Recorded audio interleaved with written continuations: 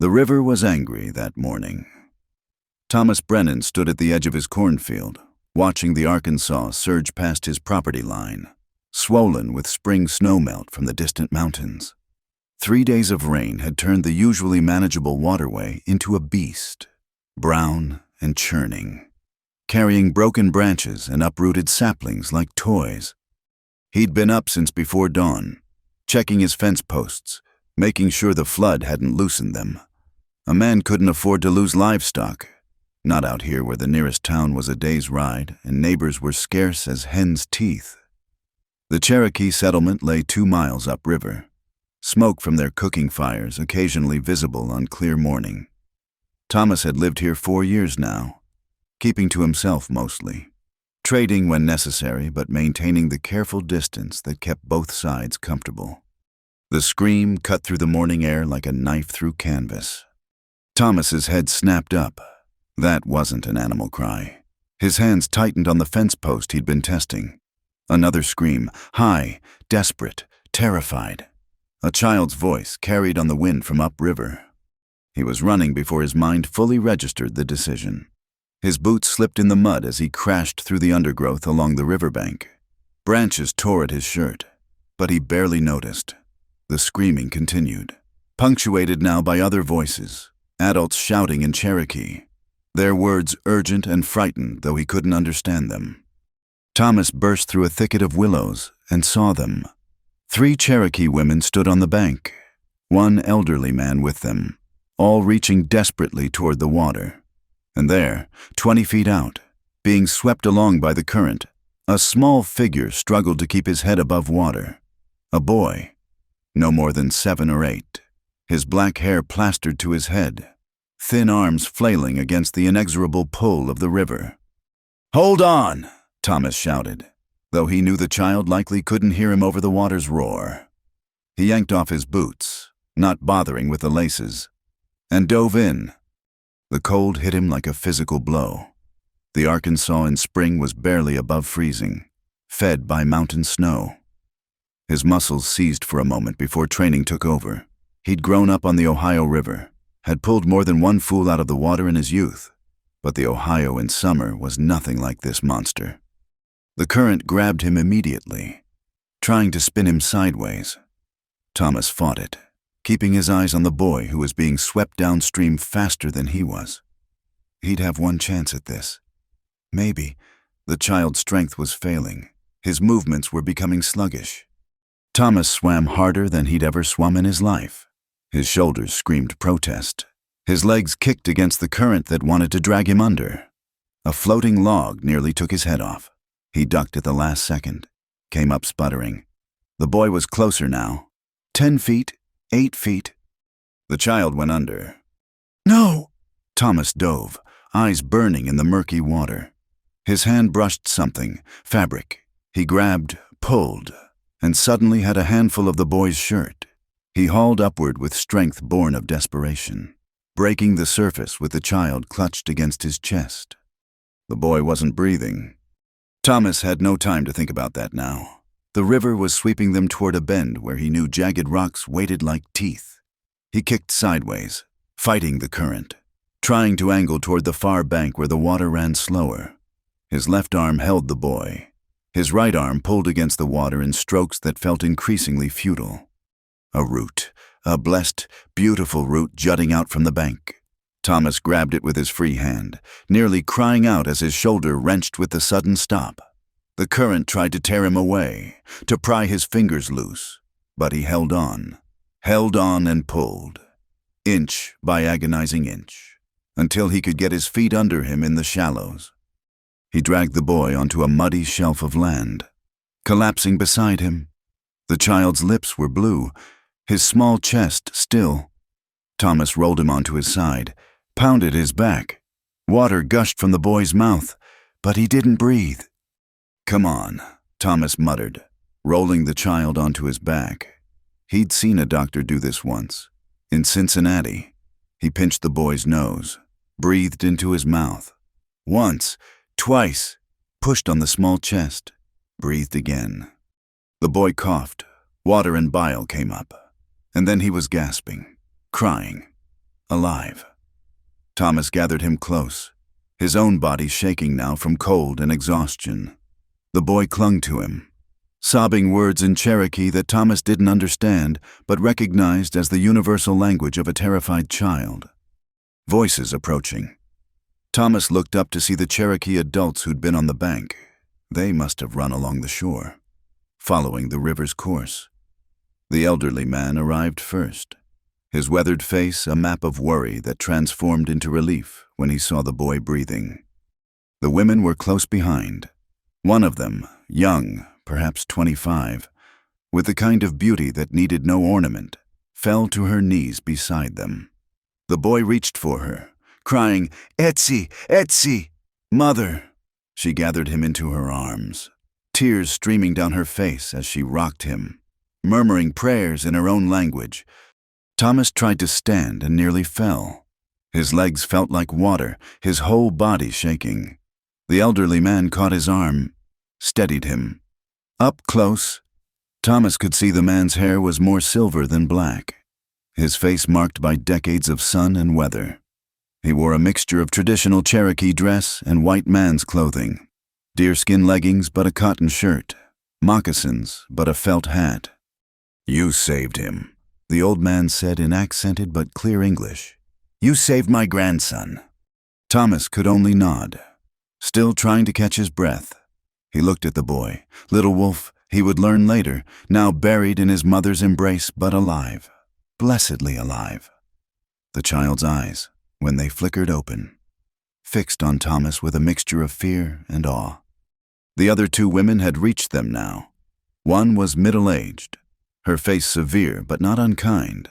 The other was barely out of girlhood, perhaps 16, with wide eyes that darted between Thomas and the rescued child.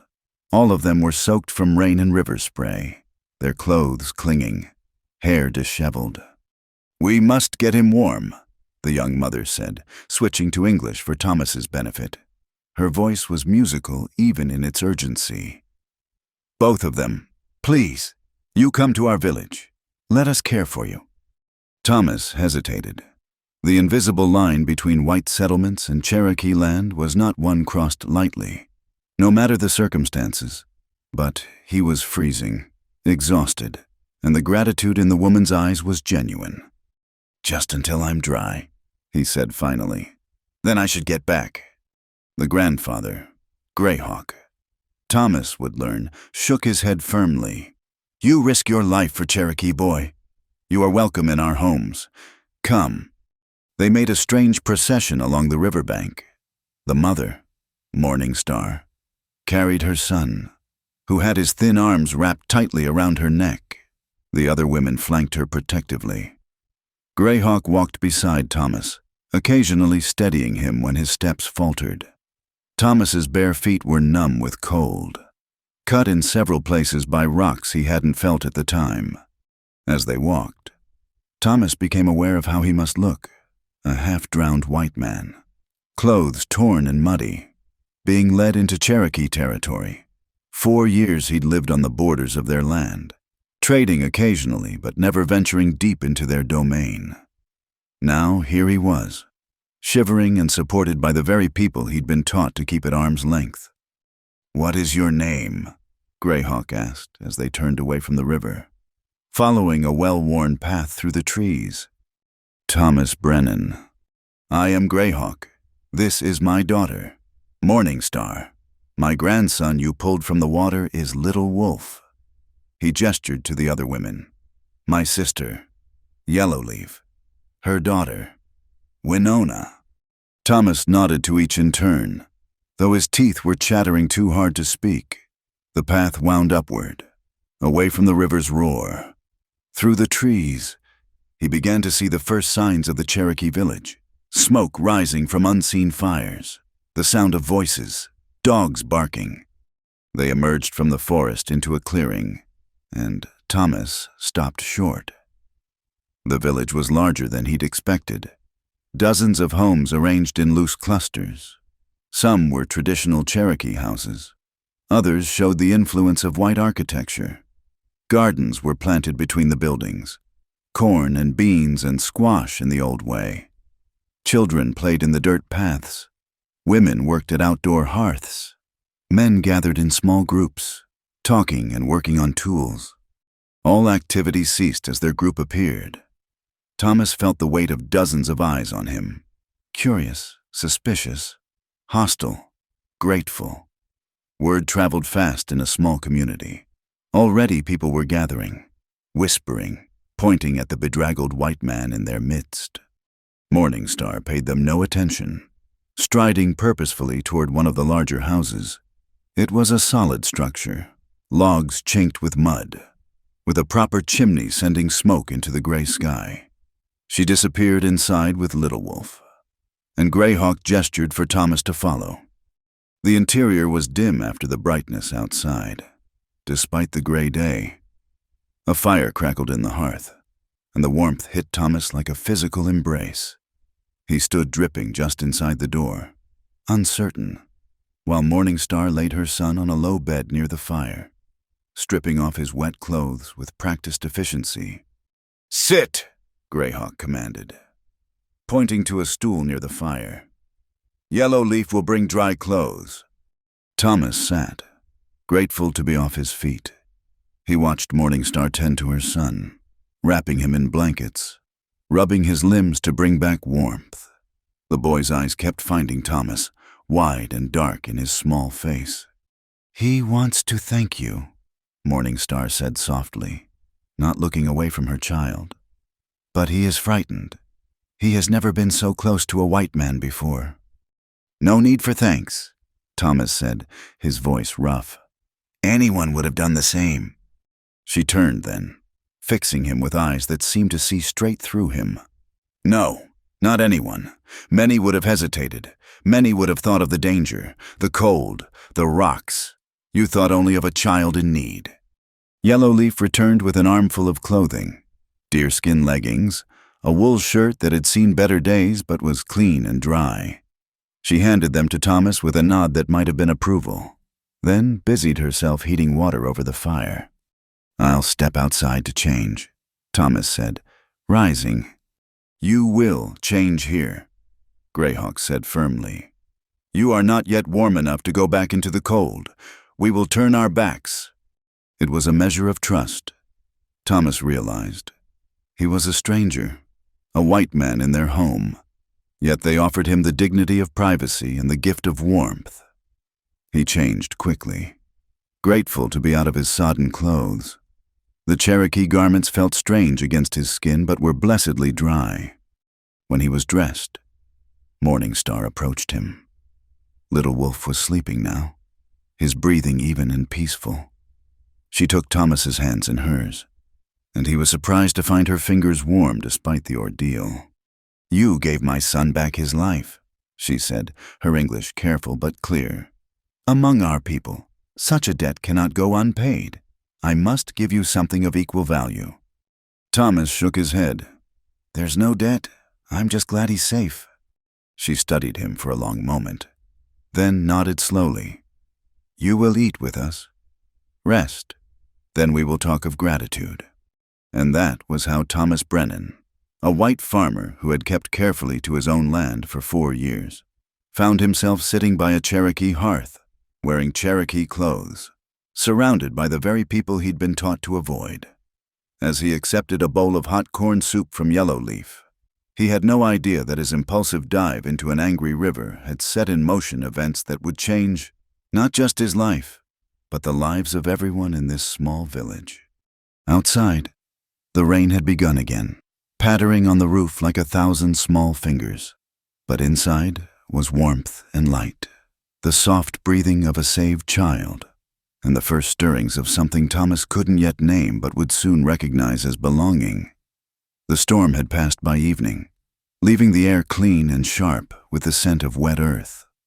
Thomas sat on the covered porch of Greyhawk's home, watching the sun sink behind the western hills. He'd meant to leave hours ago, but somehow the afternoon had slipped away in quiet conversation and shared meals. Little Wolf had awakened twice, each time seeking Thomas with his eyes before settling back into healing sleep. "He will have dreams of the water," Morningstar said, joining Thomas on the porch. She'd changed into dry clothing, a simple dress of dark blue cotton with traditional beadwork at the collar.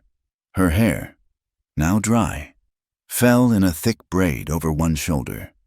But he will also dream of the man who pulled him from death. Good dreams to balance the bad. Thomas shifted uncomfortably. He wasn't used to being looked at as any kind of hero. Any man would have. Please? She held up a hand, a small smile touching her lips. You have said this many times today. Let us not argue it again. She settled onto a bench across from him, her movements graceful despite the exhaustion that showed in the lines around her eyes. My father tells me you farm alone, 2 miles downriver. That's right, corn, mostly, some vegetables, a few cattle. No wife, no family. The directness of the question surprised him. White women would have danced around such a topic. No, never found the time, I suppose. She nodded as if this confirmed something she'd already guessed. A man who farms alone must be very strong, or very stubborn.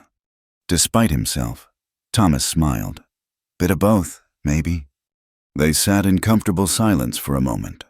Around them, the village was settling into evening routines. Children were being called in for supper. Dogs prowled for scraps. Smoke rose from every chimney. It was peaceful in a way Thomas's isolated farm never was. Your English is very good, he said finally. Mission school, she replied, and something in her tone suggested it wasn't an entirely pleasant memory. They wanted to make us white in all but skin. I learned their language but kept my own as well. It has been useful, especially for trading. Your husband, Thomas began, then stopped, realizing the presumption. Dead these 3 years.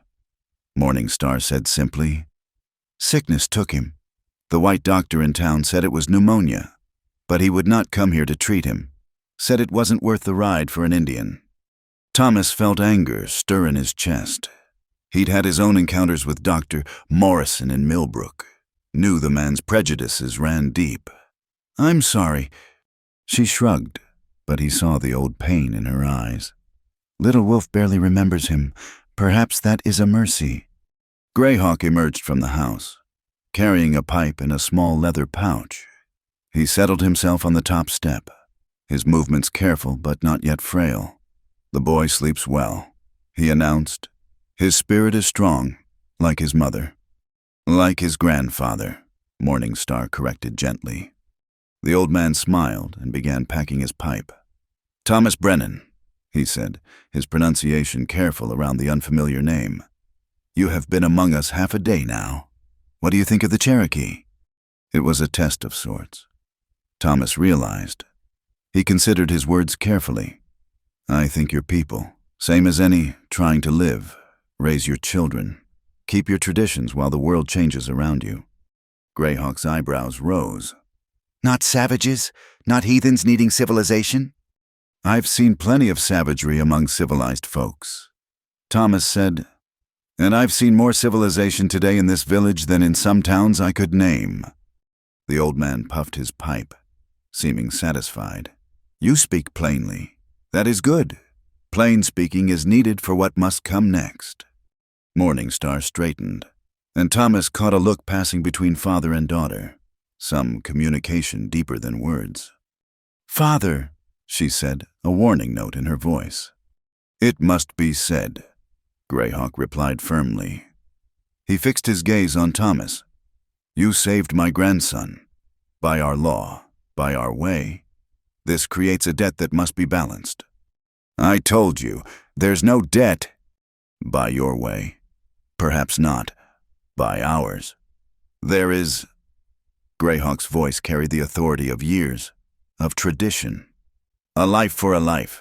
This is the teaching, not death for life. That would be vengeance. But life given for life saved. Thomas felt a chill that had nothing to do with his still damp boots. I don't understand. Morningstar rose abruptly, pacing to the edge of the porch. When she spoke, her voice was carefully controlled. My father speaks of old customs. Times have changed. Times change. Truth does not. Greyhawk drew on his pipe, the sweet smoke wreathing his head. Sit, daughter. What must be said will be said. She sat, but Thomas could see the tension in her shoulders, the way her hands clenched in her lap. In the old days, Greyhawk continued, when a warrior saved the child of another family, the debt was paid with the most precious gift that family could offer. Gold, if they had it. Horses, land. He paused, his dark eyes never leaving Thomas's face. Or, if the saved child was the only son, if the family line depended on that child's survival, then the gift must be equally precious. A daughter, given in marriage, to bind the families together forever. The words hung in the air like smoke. Thomas felt his mouth go dry. He looked at Morningstar, but she was staring at her hands, her face unreadable. That's... He stopped, started again. Mr. Greyhawk, sir, I didn't save your grandson looking for any reward. Certainly not. He gestured helplessly. I have another daughter, Morningstar said quietly, still not looking up. Snowblossom, she is 19 summers. She is... She paused, seemed to gather herself. She is everything I am not. Where I am quick to speak, she considers. Where I am ruled by feeling, she thinks she would make a good wife. This is madness, Thomas said, more sharply than he intended. You can't just give away your daughter like property. Now Morningstar did look up, and there was fire in her eyes. You think we are barbarians? You think we sell our women like cattle? I didn't say... Snowblossom would have a choice. Greyhawk interrupted calmly. As would you. But the offer must be made. The debt must be acknowledged. This is our way. Thomas stood, agitation driving him to movement. Your way or not, I won't be party to forcing any woman into marriage. That's not how it's done where I come from. And how is it done where you come from? Morningstar asked, rising to face him. Tell me of white courtship. A man sees a woman he finds pleasing. He asks her father for permission to call on her. They spend time together under the watchful eyes of chaperones. Eventually, if the match is deemed suitable by both families, marriage is arranged. Often the woman has little more say than whether she finds the man tolerable. Thomas opened his mouth to argue, then closed it. She wasn't entirely wrong. At least in our way, she continued. The reason is clear. You saved my son. In offering my daughter, I acknowledge that debt. She would go to a man who has already proven his courage, his willingness to risk himself for others. There are worse foundations for a marriage. But she doesn't even know me. No, Greyhawk agreed. Which is why you would meet, speak, learn each other's minds. If, after knowing each other, you do not suit, then the offer is declined with honor on both sides. Thomas ran a hand through his hair, still damp from the river. This morning he'd been checking fence posts, concerned with nothing more than keeping his cattle from straying. Now he was being offered a bride he'd never met, by people he'd barely known existed beyond the smoke of their distant fires. What does she think of this? He asked finally. Snowblossom, does she know? She knows, Morningstar said. She was here when we brought you and Little Wolf home. She saw what you did. And mother and grandfather exchanged another of those wordless communications.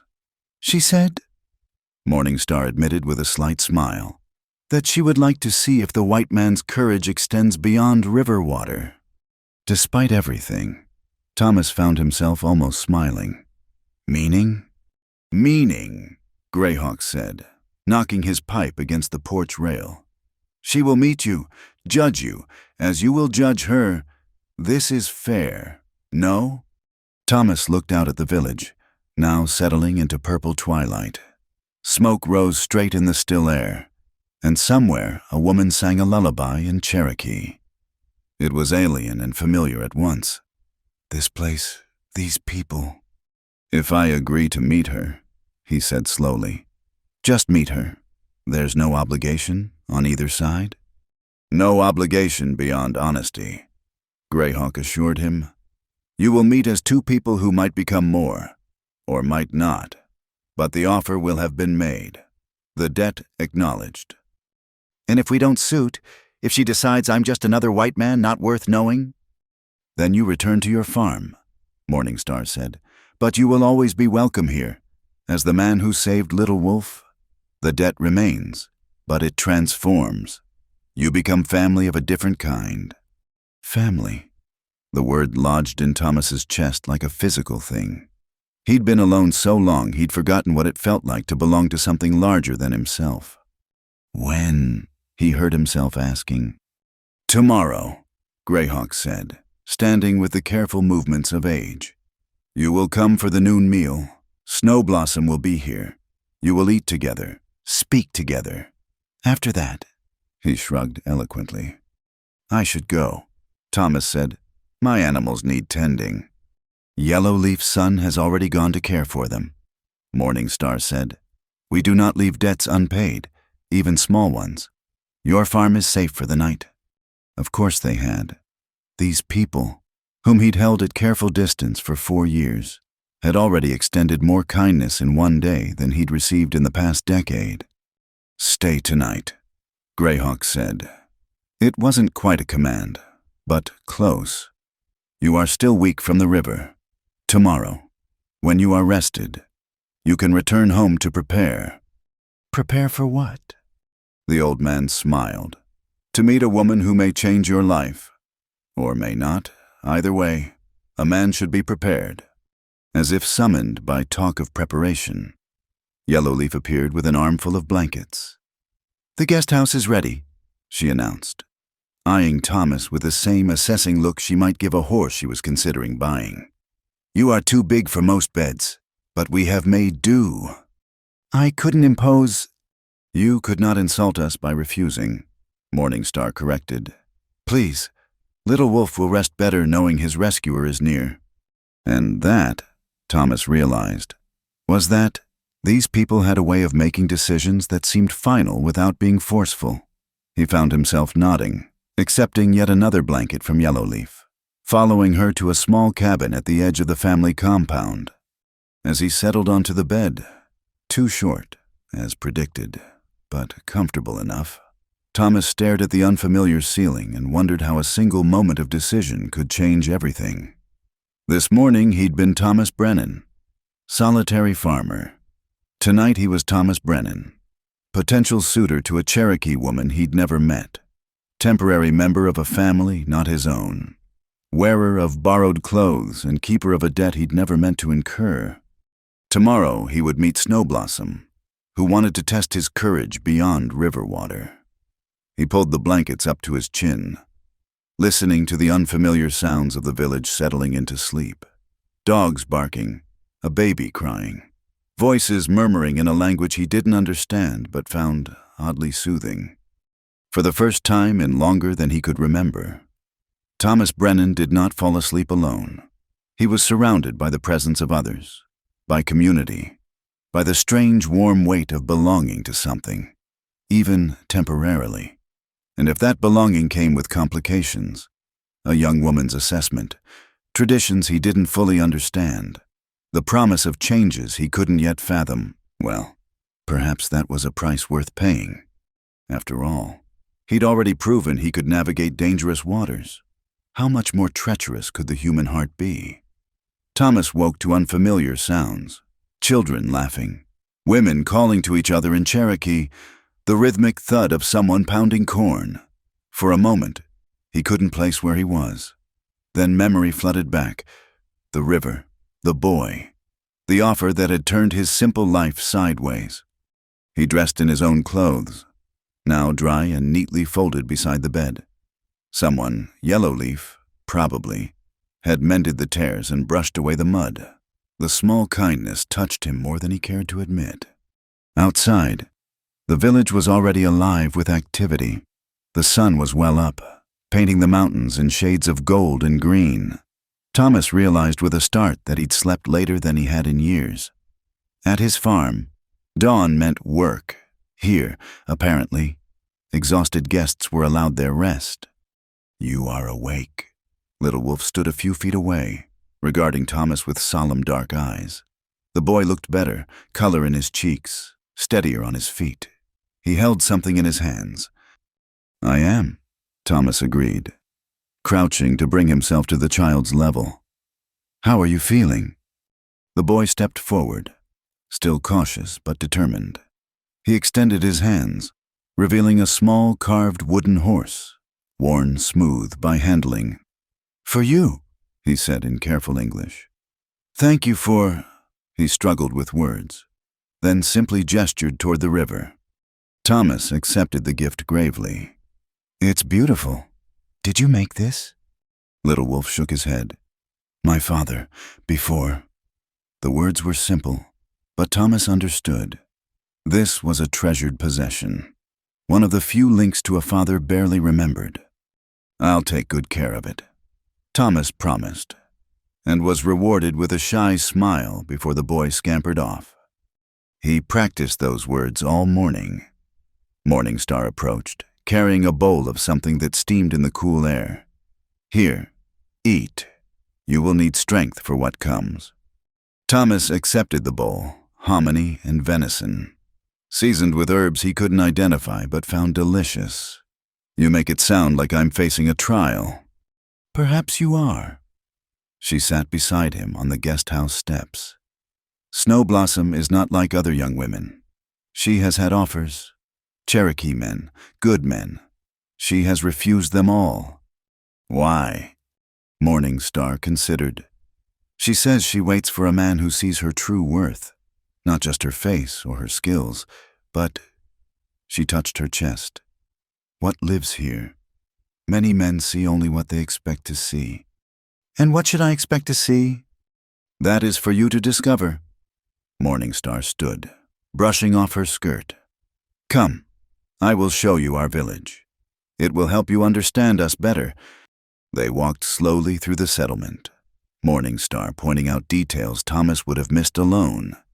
Here was the council house, where important decisions were made. There, the homes of the different clans— wolf, deer, bird, and others, each with their own responsibilities to the whole. "We are not the simple savages your newspapers write about," she said as they paused near a group of women working at large looms.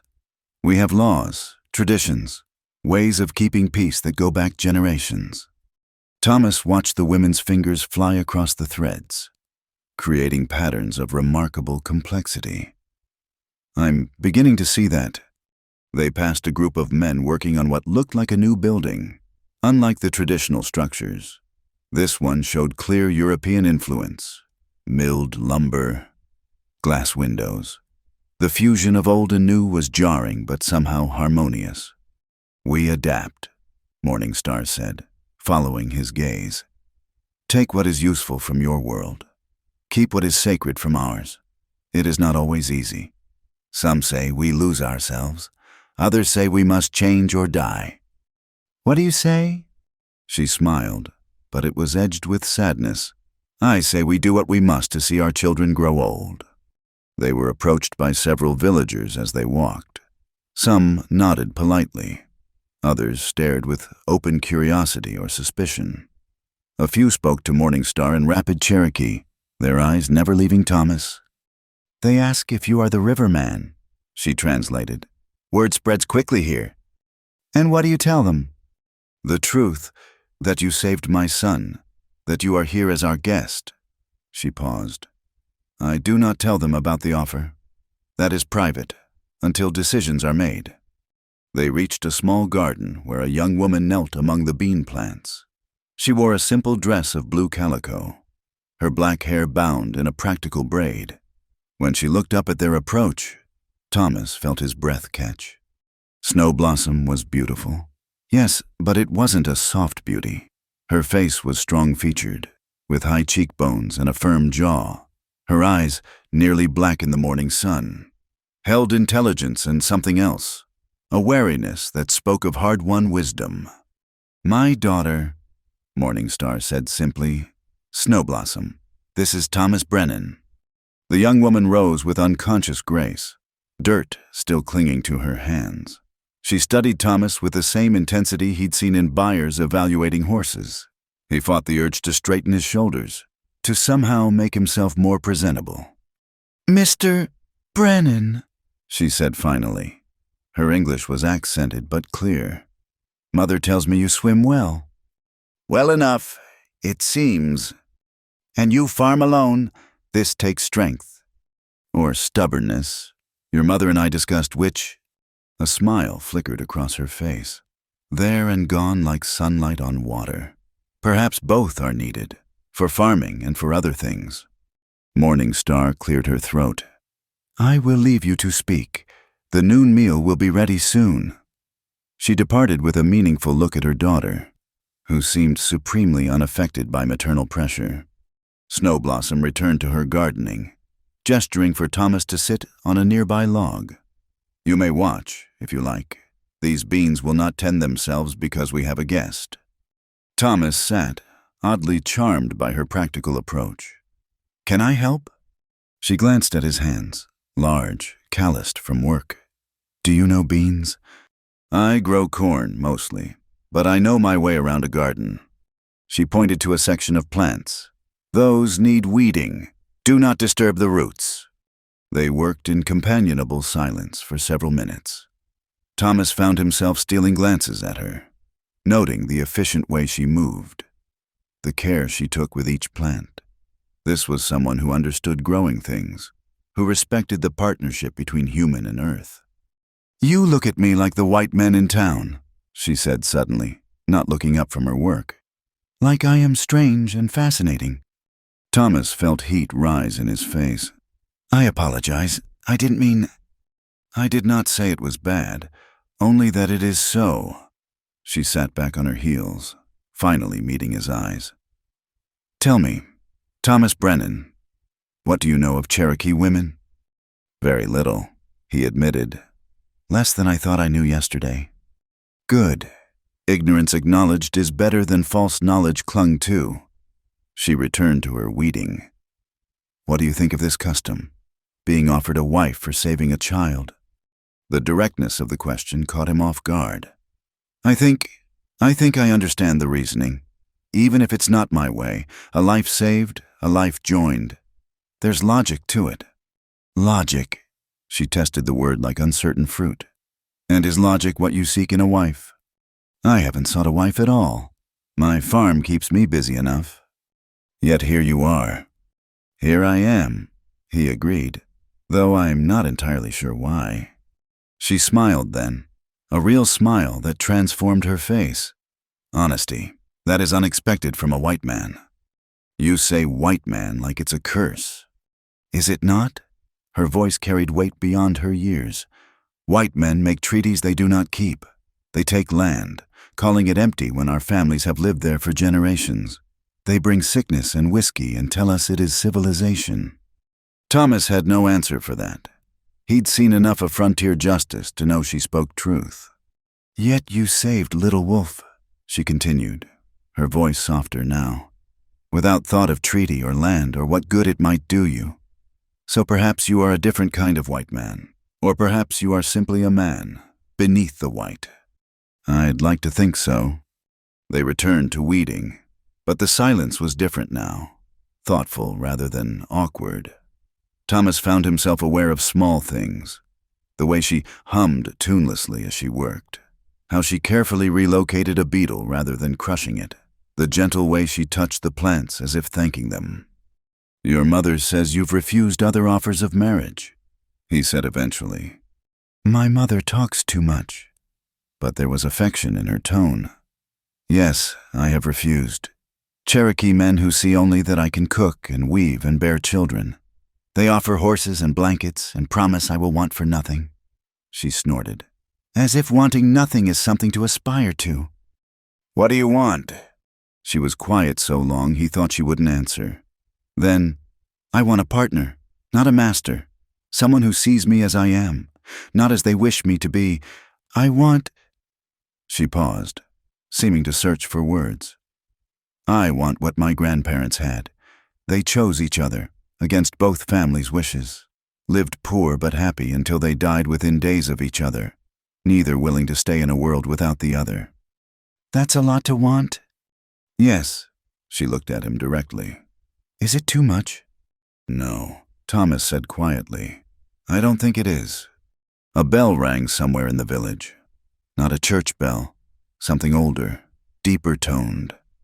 Snowblossom rose, dusting dirt from her hands. Noon meal, she announced. Come, you will eat with the family, and they will all stare at you and make judgments. It is our way. Comforting, Thomas said dryly, standing to follow her. Would you prefer lies, pretty words about how everyone will welcome you immediately? She walked backward for a few steps, studying him. You do not strike me as a man who needs pretty lies. What do I strike you as? She tilted her head, considering. Confused, honorable, lonely, though you might not admit it. Stronger than you know. Braver than is perhaps wise. She turned away before he could respond. Come, my aunt's cooking is worth whatever discomfort you may face. The meal was indeed uncomfortable, at least at first. The family gathered in Morningstar's home, Greyhawk presiding. Various aunts and uncles and cousins Thomas couldn't keep straight, all examining him with varying degrees of curiosity.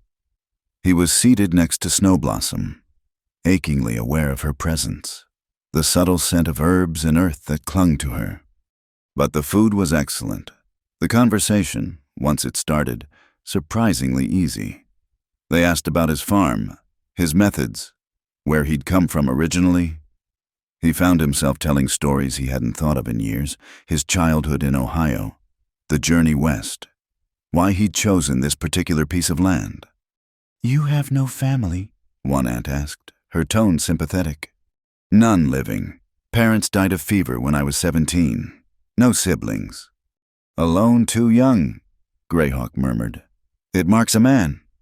Snowblossom said nothing, but Thomas felt her shift slightly beside him, her shoulder almost, not quite, touching his.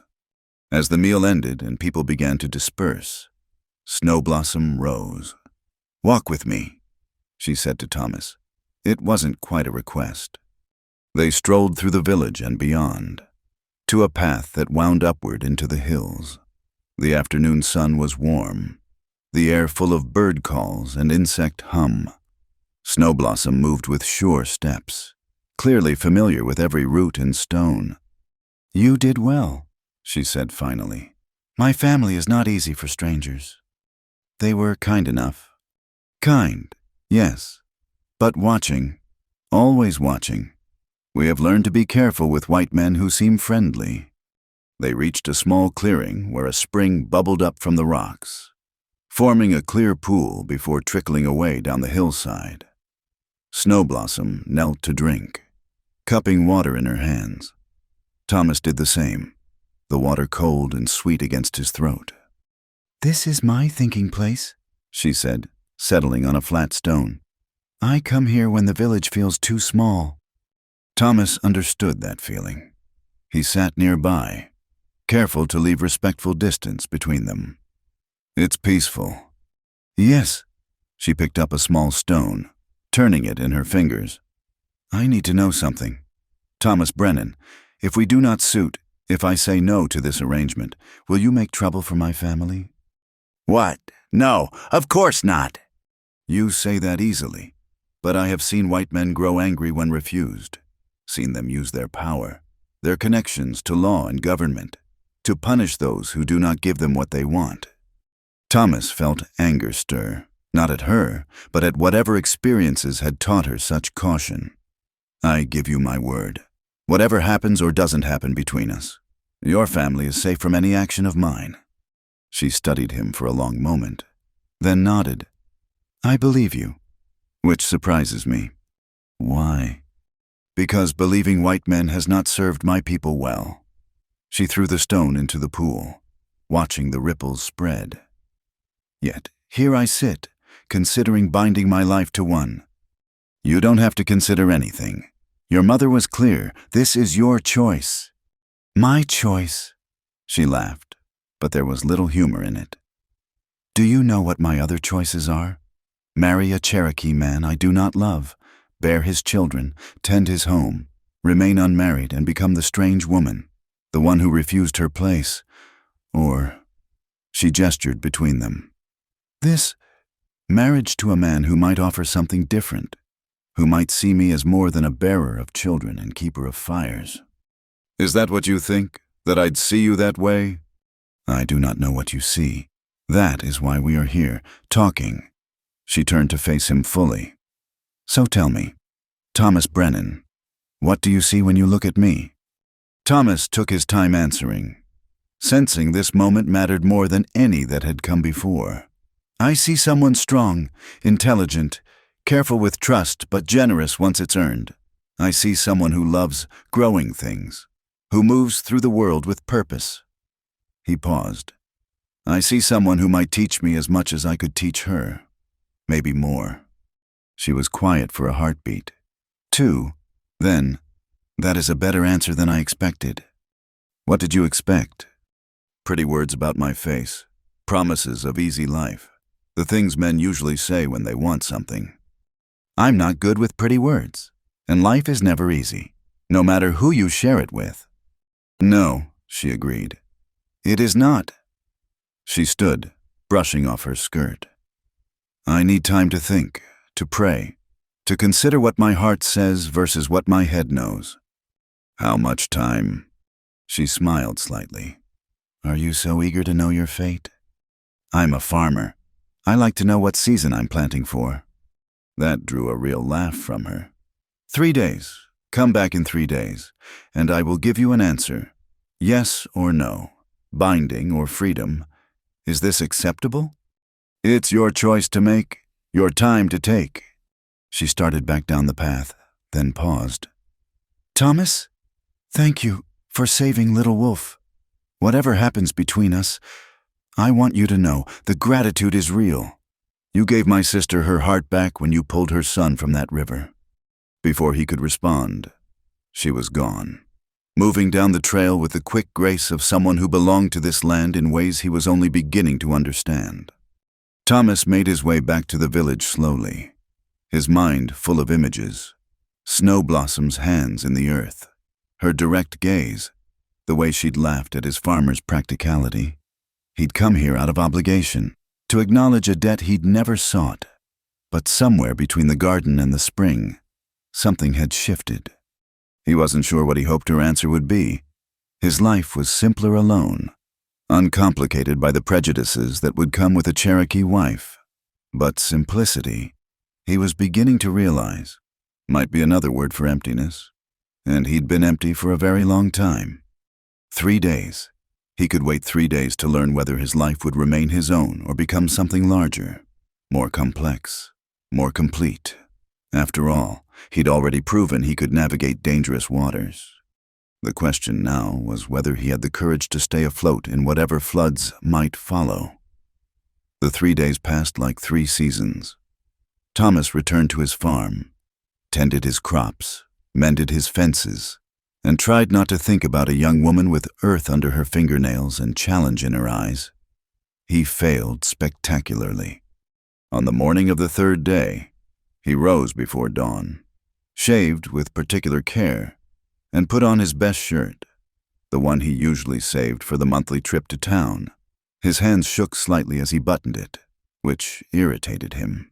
He'd faced down wolves, survived blizzards, pulled a drowning child from a raging river, yet the prospect of one woman's answer unmanned him like nothing else. The ride to the Cherokee village seemed both endless and too brief. When he arrived, the settlement was bustling with normal morning activity, but he sensed an undercurrent of awareness. People glanced at him, whispered to companions, watched his progress through the paths with knowing eyes. He found Greyhawk sitting outside his home, working on a piece of leather with practiced hands. The old man looked up, his expression unreadable. "She is at the spring," he said simply.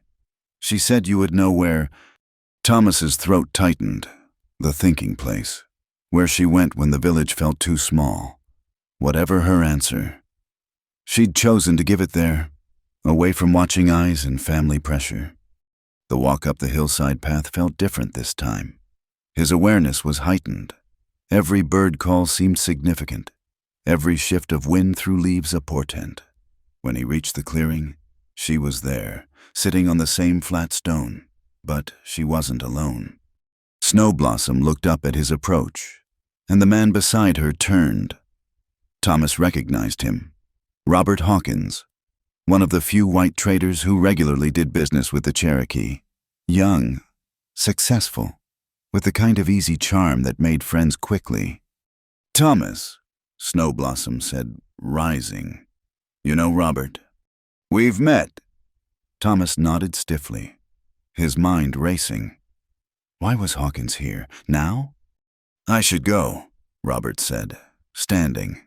He touched Snow Blossom's shoulder briefly, a familiar gesture that made Thomas's jaw clench. "Think about what I said. Snow, my offer stands." He passed Thomas on the narrow path, tipping his hat with a smile that didn't reach his eyes. "Brennan, heard about your heroics with the boy. Fine thing." Then he was gone, leaving Thomas and Snow Blossom alone by the spring. She hadn't moved from beside the stone, her posture straight but somehow fragile. "Sit," she said quietly. "Please." Thomas sat, questions burning in his throat, but he'd learned enough about her to know she'd speak when ready. "Robert has been coming to trade for 2 years," she began, her voice carefully neutral. "6 months ago, he began courting me. My family approved. A white man who respects our ways, who speaks our language. It would be a good match. They said, protection in changing times. And you?" I told him I needed time. He was patient. Until he heard about you. About my mother's offer. She picked up a stone, worried it between her fingers. He came yesterday. Said he would marry me properly. In a church. Make me a respectable white man's wife. Said I'd be a fool to bind myself to a farmer with no prospects when I could have a merchant with connections. The words hit Thomas like physical blows, each one highlighting truths he couldn't deny.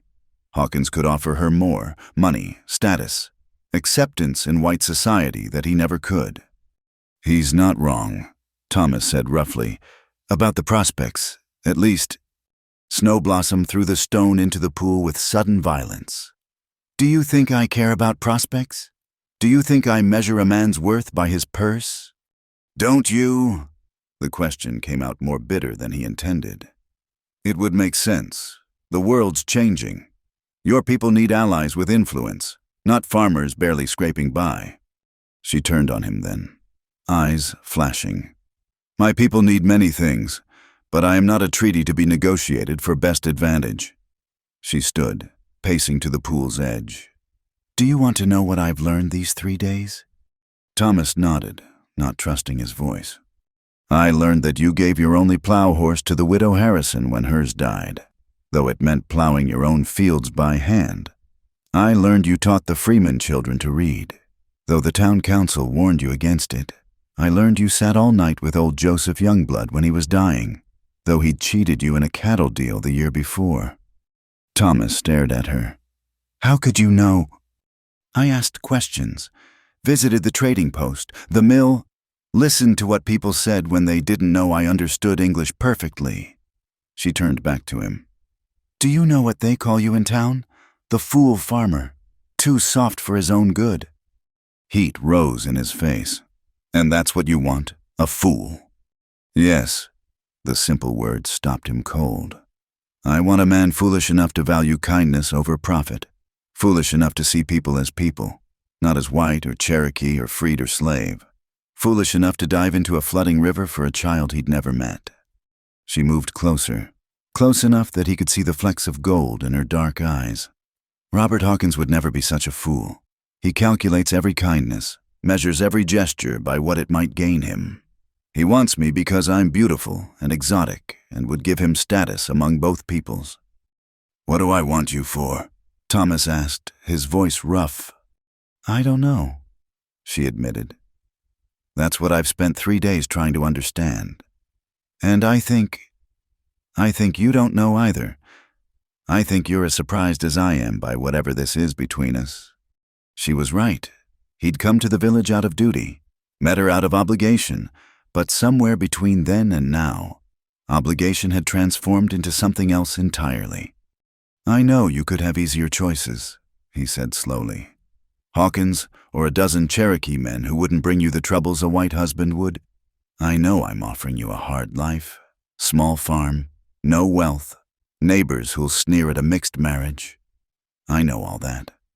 But I also know I haven't been able to think of anything but you for 3 days. I know when you smile, really smile, not the polite one you give strangers. It changes your whole face. I know you sing to your plants when you think no one's listening. I know you're strong enough to refuse what you don't want, but brave enough to choose what you do, even if it's difficult." She'd gone very still, watching him with eyes that seemed to see through to his soul. "And I know," he continued, "that if you choose someone else, Hawkins or another, I'll respect that choice. But I'll regret for the rest of my life not telling you that I want you to choose me, not because of debts or customs or what's practical, but because I think we could build something good together, different from what either of us might have alone, but good." Silence stretched between them, broken only by the bubble of the spring and the call of birds. Then Snow Blossom smiled, the real smile he'd mentioned, the one that transformed her face from merely beautiful to radiant. "Do you know what convinced me?" she asked. "It wasn't the stories of your kindness, though they mattered. It wasn't even saving Little Wolf. It was the beans." "The beans?" "You worked beside me in the garden, carefully, respectfully. You didn't try to take over or show off your knowledge. You just worked, like a partner." She stepped closer still. "Robert has never dirtied his hands in my presence. The Cherokee men who court me expect me to tend their gardens while they do more important things. But you knelt in the dirt beside me and weeded beans like it was the most natural thing in the world." "It was," Thomas said simply. "Yes, and that's when I knew." She reached out, touched his hand briefly.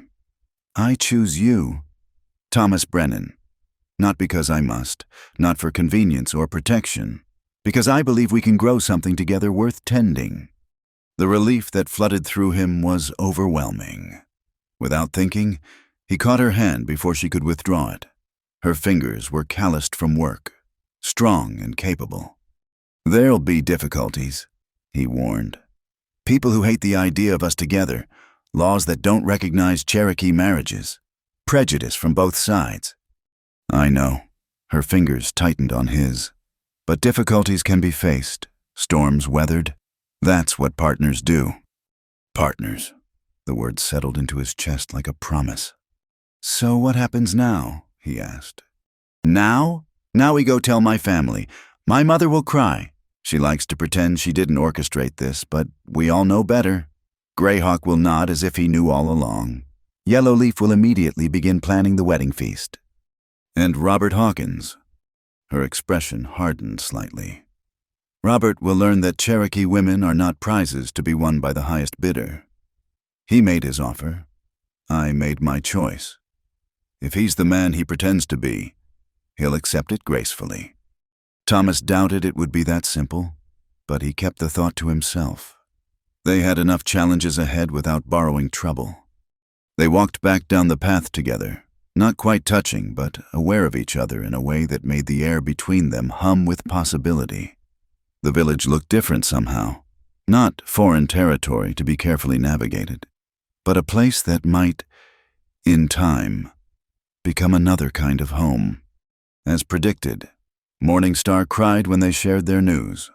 Also, as predicted, she pretended surprise despite the satisfaction in her eyes. Greyhawk simply nodded and began discussing practical matters: where they would live, how to blend traditions, when the ceremony should take place. "The moon is good in 7 days," he declared.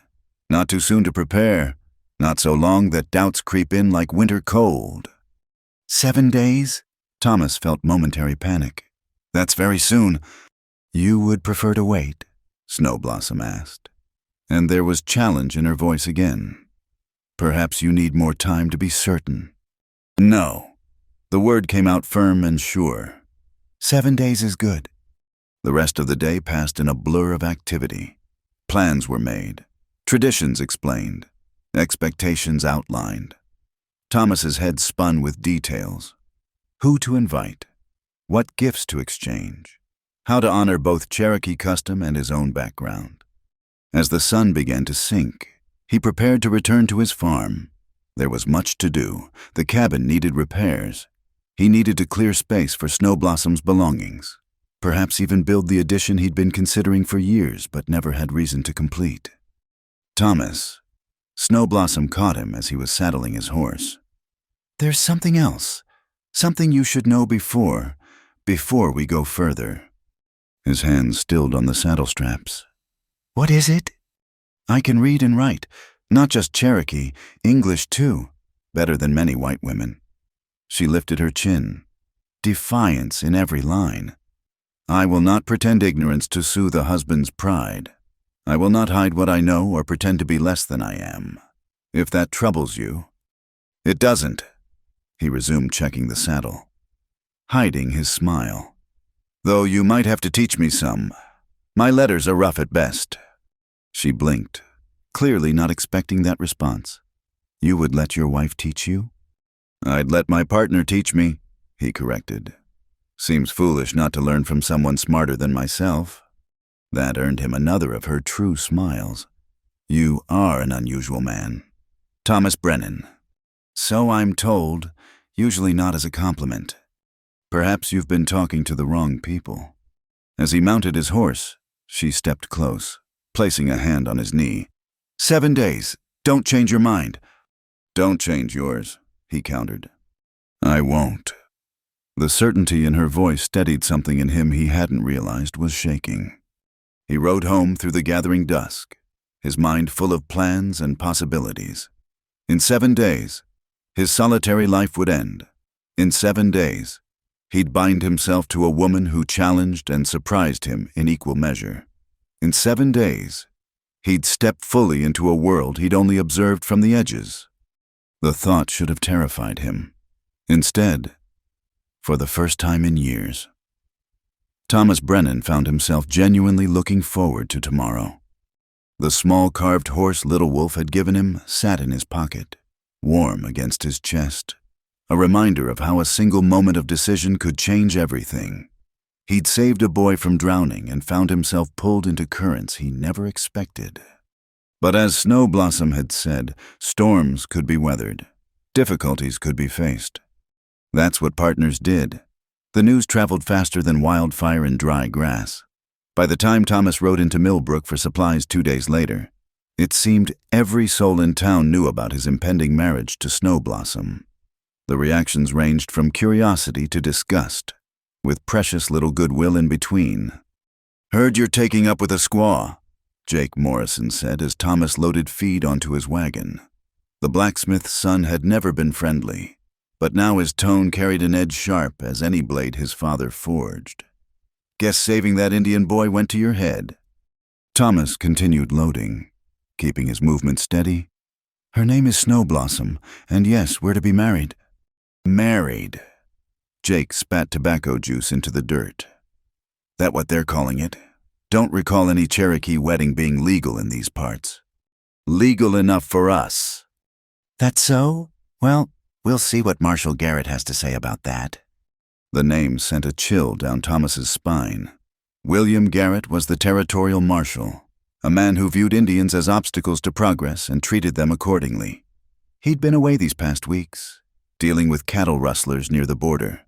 But he'd return soon enough, and when he did, Thomas finished his loading in silence, ignoring the stares and whispers that followed him through town. At Henderson's general store, where he'd traded for years, Mrs. Henderson could barely meet his eyes as she filled his order. Thomas, she said quietly as he paid, you've always been a good customer.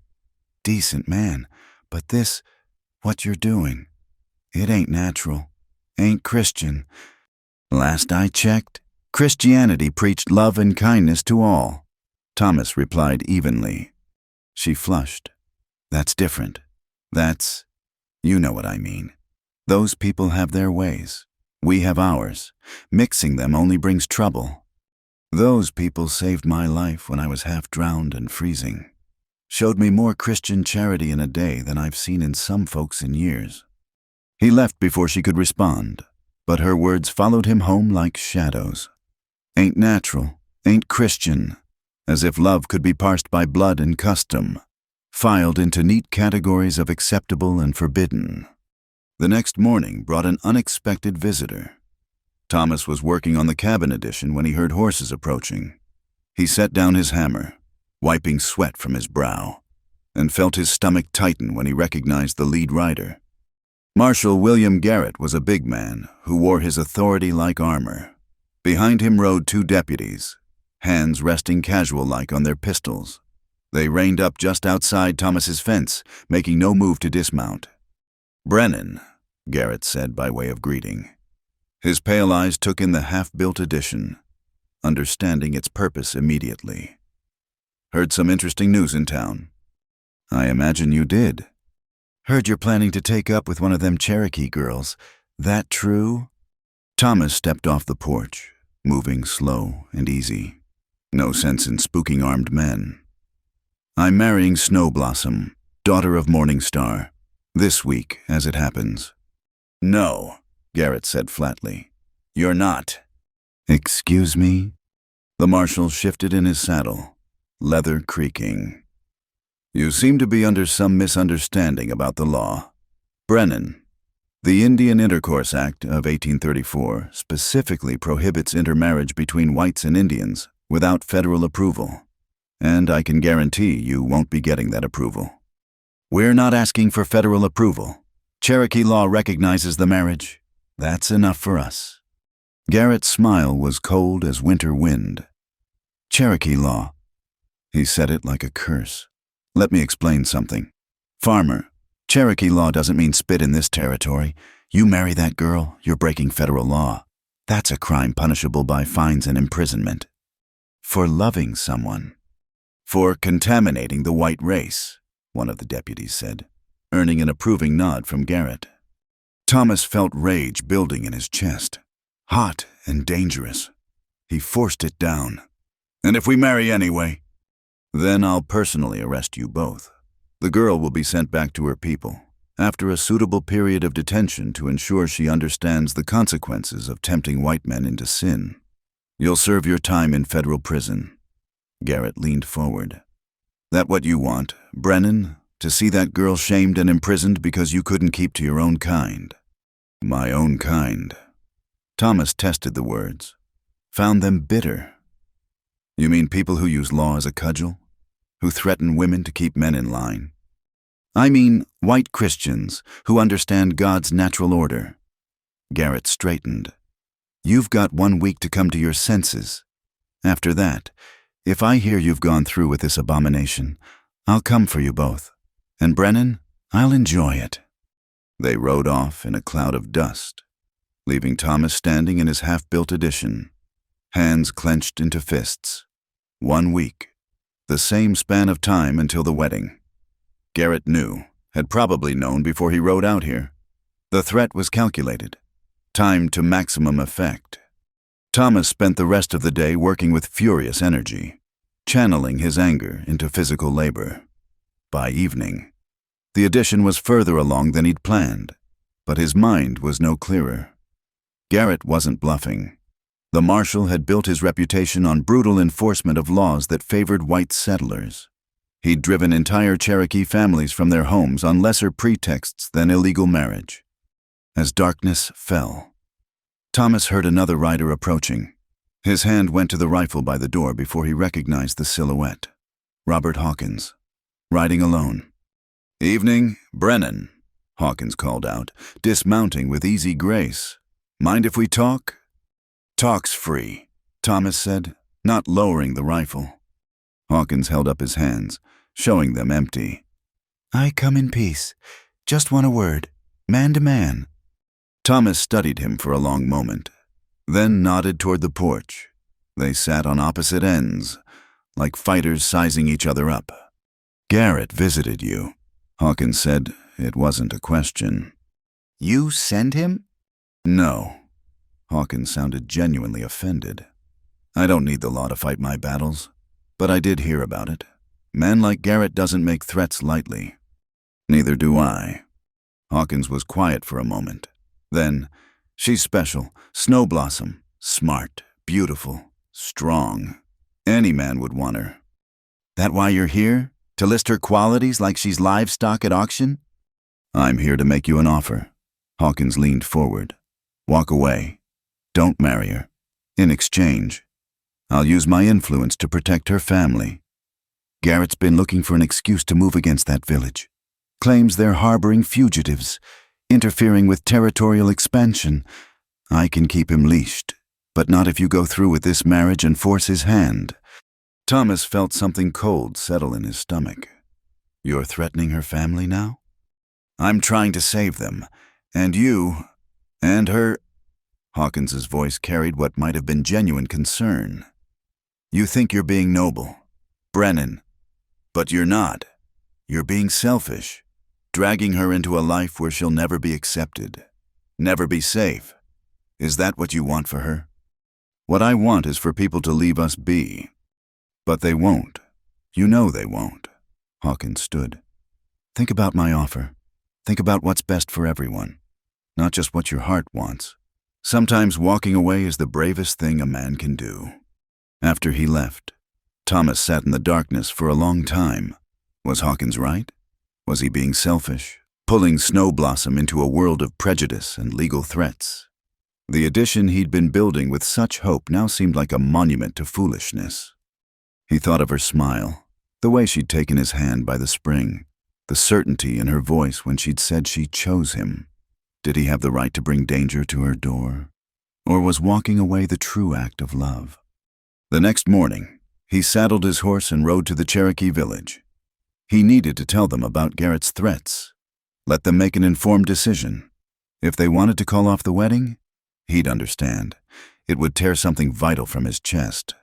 But he'd understand. He found Snow Blossom in her thinking place by the spring. She looked up at his approach, and her smile faded immediately. "What's happened?" she asked. He told her everything. Garrett's visit, the threats of imprisonment, Hawkins's offer to protect her family if Thomas walked away. She listened in silence, her expression growing harder with each word. "So," he finished, "I thought you should know. Before we go any further, before it's too late to change course." She stood slowly, and for a moment he thought she would order him to leave. Instead, she slapped him. Not hard, but sharp enough to sting. "How dare you?"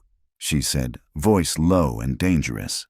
"How dare you come here and lay out these threats like gifts, waiting for me to release you from your promise? I'm trying to protect you." "From what? From men who hate what they don't understand.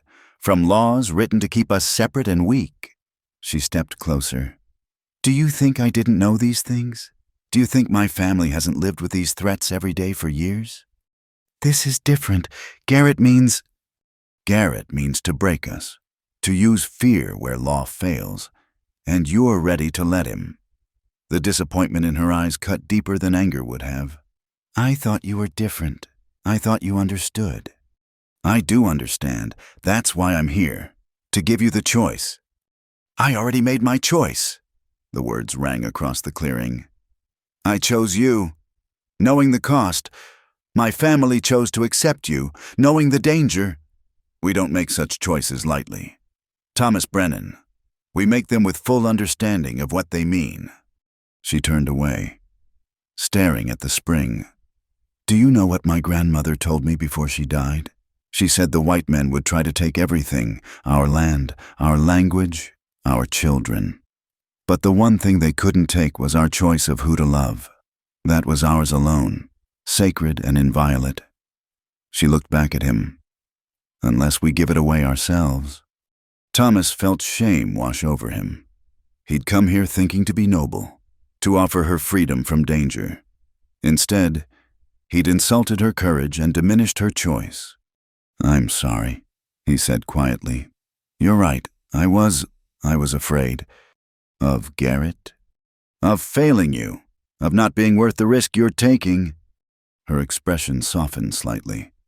That's not your decision to make. It's mine. And I've made it. She moved closer, taking his hands. But if we do this, we do it together. No more noble gestures. No more trying to protect me from my own choices. Partners. Remember? Partners, he agreed, squeezing her hands. Good. Now, we have a wedding to plan and a marshal to outmaneuver. Greyhawk has some ideas about that. Cherokee law may not matter to Garrett, but there are other laws, older ones, that even he must respect. They walked back to the village together, and Thomas found Greyhawk in council with several elder men and women. The old man looked up at their approach, reading the situation immediately. Ah, he said. The storm comes early. Well, we have weathered worse. Sit, listen. Learn how Cherokee deal with white man's law. As Thomas sat in that circle, listening to strategies born of generations of resistance, he understood something fundamental. He wasn't just marrying Snow Blossom. He was joining a people who had survived everything thrown at them. Disease, removal, violence, legal persecution. They'd adapted, endured, persisted. And now they were teaching him to do the same. The fear that had driven him to Snow Blossom Spring that morning transformed into something else. Determination. Garrett could threaten. Hawkins could scheme. The whole town could turn their backs. But Thomas Brennan had found something worth fighting for. And he'd learned from the best teachers possible. The storm was coming. Yes, but storms could be weathered. That's what partners did. The fire crackled high in the center of the village, sending sparks spiraling into the night sky like ascending prayers. The entire Cherokee community had gathered, forming a wide circle around the flames. Thomas stood at the edge, aware of every eye upon him, feeling the weight of the moment settling on his shoulders like a mantle. Greyhawk stepped forward, his ceremonial dress catching the firelight, beaded leather, feathers, and silver that had been passed down through generations. He raised his hands, and the murmuring crowd fell silent. We gather tonight not for celebration, the old man said, his voice carrying clearly across the circle. We gather for truth, for the speaking of words that must be heard by all, Cherokee and white alike. Thomas saw Snow Blossom across the fire, standing with her mother and aunt.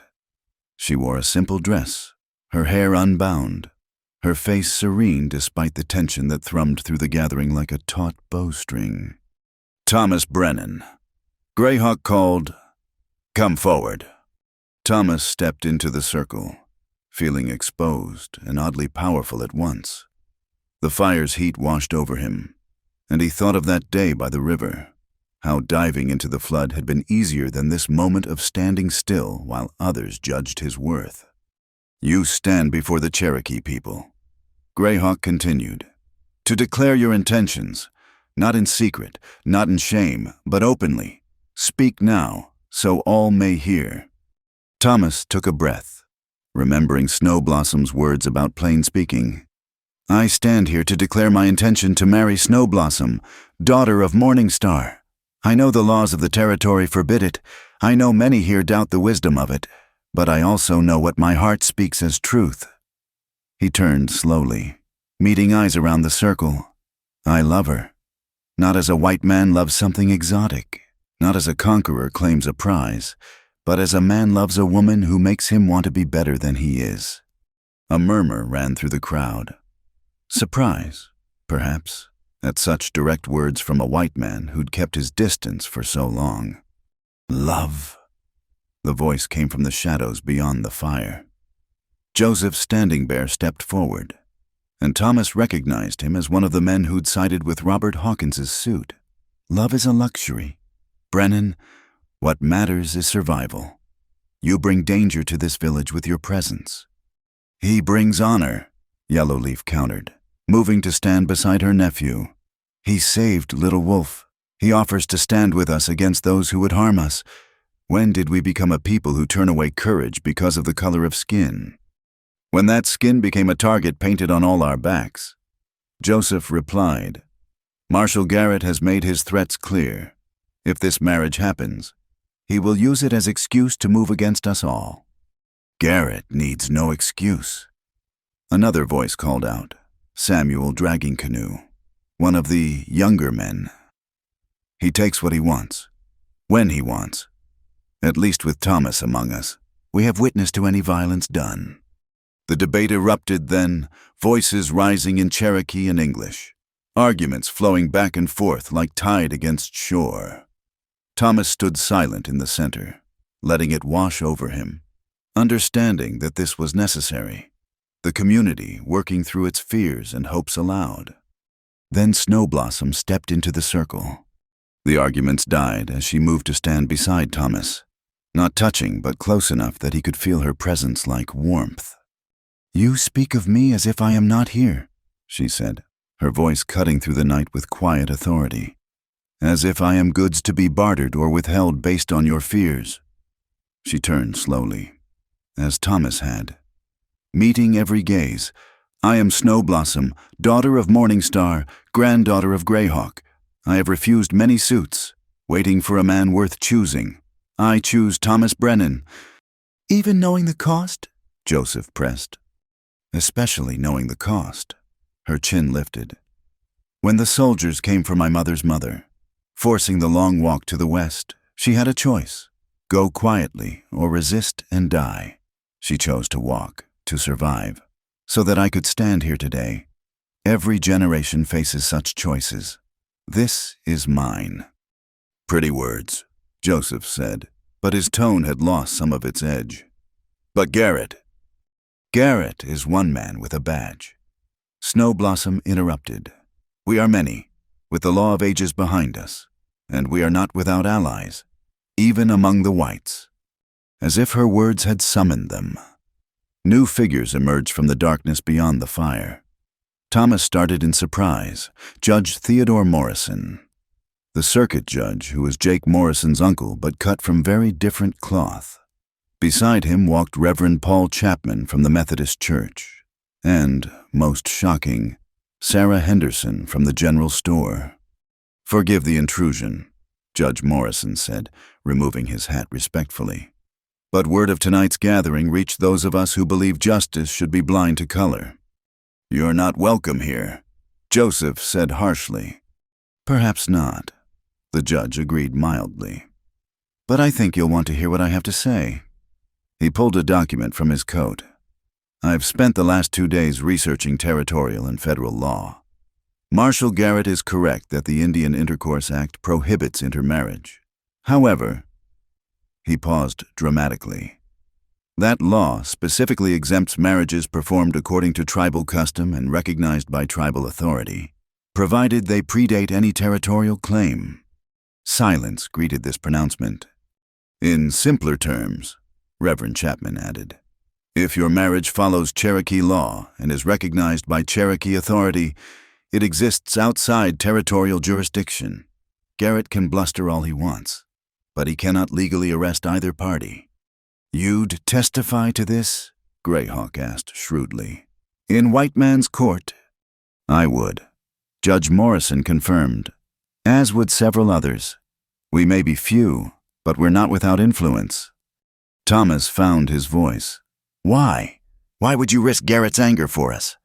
Sarah Henderson stepped forward, twisting her hands nervously. Because what I said in my store was wrong. Un-Christian.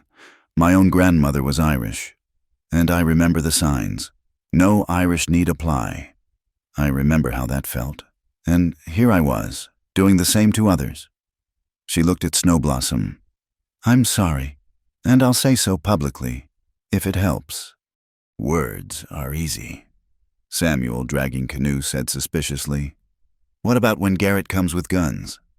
Then he'll find more resistance than he expects. Judge Morrison said quietly. Not everyone in Millbrook agrees with his methods. Some of us remember that this was Mexican territory not so long ago, and Spanish before that, and indigenous land always. The only permanent law is change. The debate resumed. But its character had shifted. Now they discussed strategies, possibilities, ways to use the judge's interpretation to protect not just this marriage, but the village itself. Thomas felt Snow Blossom's hand slip into his, a silent acknowledgement of the risk their white allies were taking. Finally, Greyhawk raised his hands for silence. We have heard many words tonight, fear and courage, doubt and faith. Now I speak as keeper of our ways. He looked directly at Thomas. You came to us by water, saving one of our own. You offer to bind yourself to us by marriage, knowing the dangers. Do you also offer to defend this village as your own? To stand with us against any who would harm us? Thomas didn't hesitate. I do. And you? Greyhawk turned to Snow Blossom. You choose this path freely, knowing it will not be easy, knowing you may face hatred from both peoples. I choose it freely, she said firmly. As my grandmother chose survival, I choose love. Both require courage. The old man nodded slowly. Then let all witness. Thomas Brennan is welcomed into the Cherokee people not as visitor, but as family. What threatens one threatens all. What strengthens one strengthens all. He raised his voice. Does any here challenge this declaration? Joseph Standing Bear stepped forward, and Thomas tensed. But the man simply said, I challenge his courage to be tested, if he would join us truly. Let him prove himself by our ways, not just his. Name your test, Thomas said before anyone could object. Joseph smiled grimly. The Sweat Lodge. Tonight, let the spirits judge your worth. Murmurs rippled through the crowd. The purification ritual of the Sweat Lodge was sacred, not usually open to outsiders. But Thomas understood. This was about more than physical endurance. It was about trust, about proving he could honor their ways. I accept, he said simply. And so, as the fire burned down to coals, Thomas found himself in a low, domed structure covered with blankets and hides. Hot stones were brought from the fire. Water poured over them, creating steam that seared his lungs and made his eyes water. Joseph and several other men sat with him in the darkness, their voices rising in Cherokee prayers he didn't understand, but felt in his bones. Time lost meaning in that heated darkness. Thomas's body screamed for cool air, for escape, but he held still, breathing shallow, letting the heat strip away everything but determination. Sweat poured from him like the river water had that day, and he thought perhaps that was fitting. Water had brought him to this moment, and water would seal his commitment. When they finally emerged, Thomas's legs nearly buckled, but hands caught him. Joseph's hands, steady and no longer hostile. You have a strong spirit, the man said quietly. I still think this marriage brings danger, but I no longer doubt your heart. Snow Blossom waited by the ceremonial fire with a blanket and water. As she wrapped the blanket around his shoulders, she whispered, You did well. Even Joseph is impressed, and he impresses no one. Is it always that intense? The first time, yes, it gets easier. Like marriage, perhaps the beginning tests you, but then you learn the rhythm. Judge Morrison and the others had stayed, talking quietly with Greyhawk about legal strategies. As Thomas recovered, sipping water and feeling his heartbeat slowly return to normal, he listened to their plans. Documents to be filed, statements to be recorded, a paper trail that would make it harder for Garrett to act outside the law. It's not perfect protection, the judge warned. Garrett has ways of making life difficult that don't require arrests. But it's a start. A start is all we need, Greyhawk said. We have survived worse storms than one angry marshal. As the evening finally drew to a close, Thomas stood before the assembled village once more. This time, when he met their eyes, he saw acceptance from most, grudging from some, warm from others, but acceptance nonetheless. In 4 days, we marry, Snow Blossom announced. All are welcome to witness. Let Garrett come if he dares. He will find not a scattered, frightened people, but a united village that knows its rights and has allies willing to defend them. A cheer went up, not universal, but strong enough to echo off the surrounding hills. Thomas felt something shift in his chest, a loosening of loneliness he'd carried so long he'd forgotten its weight until it lifted. Later, as he prepared to return to his farm, Snow Blossom walked him to his horse. "That was brave, what you did tonight," she said. "The sweat lodge?" "Yes, but more. Standing before everyone. Speaking your truth without pretty words to hide behind." "I had a good teacher," he replied, thinking of her directness, her refusal to be anything but herself. "Thomas?" She touched his arm. "What Judge Morrison said, it helps, but we both know Garrett won't simply accept it. There will be trouble." "I know." He covered her hand with his. "But your grandfather was right. We've survived worse storms. And now we don't face them alone." She smiled, that transformative expression that still caught him off guard. 4 days. Don't let Garrett scare you off before then." "Wild horses couldn't keep me away," he promised. "Or wild marshals, for that matter." He rode home through the darkness, but it didn't feel dark. The stars seemed brighter, the night sounds more musical.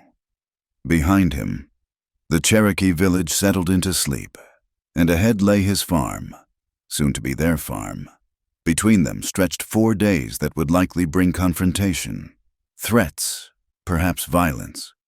But also, at the end of those 4 days, a wedding, a joining not just of 2 people but of 2 worlds, imperfect and fraught with danger, but theirs to build nonetheless. Thomas Brennan had stood before the fire and declared his truth. Now all that remained was to live it, come what may. The morning of the wedding dawned clear and bright, as if the heavens themselves had decided to bless the union despite the earthly objections. Thomas stood outside his cabin, now expanded with the addition complete, watching the sun paint the mountains gold. He wore his finest clothes, not much by town standards, but clean and pressed, with a new string tie Sarah Henderson had quietly left on his porch the night before.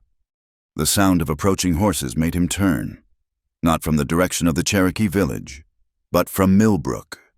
His hand moved instinctively toward the rifle by the door, then stopped. Whatever came now, he would meet it standing proud, not skulking with weapons. Marshal Garrett rode at the head of a dozen men, not all deputies. Thomas recognized some as townsmen who'd never shown particular friendship toward Indians. They reined up just outside his fence, and Garrett dismounted with deliberate slowness. "Morning, Brennan," the marshal said, his tone conversational. "Fine day for it." "It is," Thomas agreed, stepping off his porch. "Heard there's to be a wedding today. Indian ceremony, up at the village." "That's right." Garrett nodded, as if considering this information for the first time. "Well now, that presents a problem. See, large gatherings of Indians make the good citizens of Millbrook nervous. All those savages in one place, working themselves up with their heathen rituals. Who knows what violence might follow? The only violence I've seen lately has come from those who claim to protect the peace," Thomas said evenly. The marshal's eyes hardened. "Careful, Brennan. Words like that sound like threats against duly appointed officers of the law. Statement of fact, not threat." One of the townsmen, Edgar Whitman, who ran the feed store, shifted nervously in his saddle. "Tom, nobody wants trouble here. Just call off this foolishness. Find yourself a proper white woman. Settle down normal-like." "I've found the woman I want to marry," Thomas replied. "And there's nothing improper about her except in the minds of those too small to see past skin color." "Small minds?" Garrett's voice dropped dangerously. "You calling us small-minded? Farmer?" Before Thomas could respond, new sounds reached them. Wagons approaching from the direction of the Cherokee village, but also from the other direction, from town. Thomas felt his chest tighten as he realized what was happening. The Cherokee came first, a small procession of riders and 2 wagons. Greyhawk rode at the front, dressed in his ceremonial finest. Snow Blossom sat in the first wagon with Morningstar and Yellow Leaf. and Thomas's breath caught at the sight of her. She wore a dress of white doeskin decorated with intricate beadwork, her hair woven with flowers and silver ornaments. She looked like something out of a dream, beautiful and strong and utterly herself. But it was the procession from town that made Garrett curse under his breath. Judge Morrison rode at its head, accompanied by Reverend Chapman, Sarah Henderson, and, Thomas blinked in surprise, at least 20 other townspeople. Some he knew as quiet sympathizers, others he'd never expected to see. "What is this?" Garrett demanded as the two groups converged on Thomas's property. "This," Judge Morrison said mildly, "is a wedding party. I believe it's customary for friends to attend such celebrations." "Friends." Garrett spat the word. "Race traders, more like." "Careful, Marshal," the judge warned. "Slander is actionable, even from a federal officer." Greyhawk had dismounted, moving with dignity despite the tension crackling in the air. "We come in peace to celebrate a union. Any who would prevent this violate not only Cherokee law, but the principles of freedom this country claims to stand for." "Don't lecture me about law, old man," Garrett snarled, but Thomas noticed he kept his hand away from his gun. Too many witnesses, including a federal judge. Snowblossom stepped down from the wagon, and Thomas moved toward her, drawn like iron to lodestone. They met in the space between the two crowds, and she smiled up at him. "You are not running," she observed, "even with the marshal here to frighten you." "I told you wild horses couldn't keep me away. Wild marshals either." "This is your last warning, Brennan," Garrett called out. "Walk away now, or face the consequences." Thomas took Snowblossom's hand, feeling the calluses from garden work, the strength in her grip. "The only place I'm walking is to my wedding." What happened next would be debated in Millbrook for years. Some said Garrett reached for his gun first. Others claimed one of his men made a threatening move, but everyone agreed on what stopped it.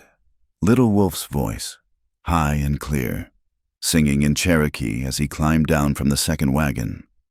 The boy walked straight to Thomas, still singing what Thomas would later learn was a prayer of protection. He carried something wrapped in soft leather, which he presented with solemn ceremony. Thomas knelt to receive it, unwrapping it carefully to reveal a stunning knife with a handle of carved antler and a blade that caught the morning sun like captured lightning. "For my brother's husband," Little Wolf said in careful English. "For the warrior who swims in angry water." The simplicity of the child's gesture, the pure trust in his eyes, seemed to drain the violence from the air. Even Garrett's men looked uncomfortable, faced with the boy whose rescue had started all this. "A knife," Garrett said, but his voice lacked its earlier venom. "Armed savages now. Brennan?" "A ceremonial gift," Judge Morrison corrected. "Part of Cherokee wedding tradition, as I'm sure you know from your extensive study of the law you claim to uphold." Reverend Chapman stepped forward.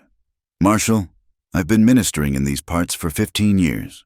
I've seen hatred divide communities, watched fear turn neighbor against neighbor. But I've also seen love bridge differences that seemed insurmountable." He looked at Thomas and Snowblossom. "What I see here is two people choosing each other despite the difficulties. If that's not worthy of blessing, divine or legal, then what is?" "Pretty speeches won't change the law," Garrett insisted, but he was fighting a losing battle and knew it. "No," Judge Morrison agreed. "But proper understanding of the law might, as I've explained, repeatedly. Tribal marriages that predate territorial claims fall outside your jurisdiction. You're welcome to file a complaint with the federal court. I'll be happy to argue the case myself."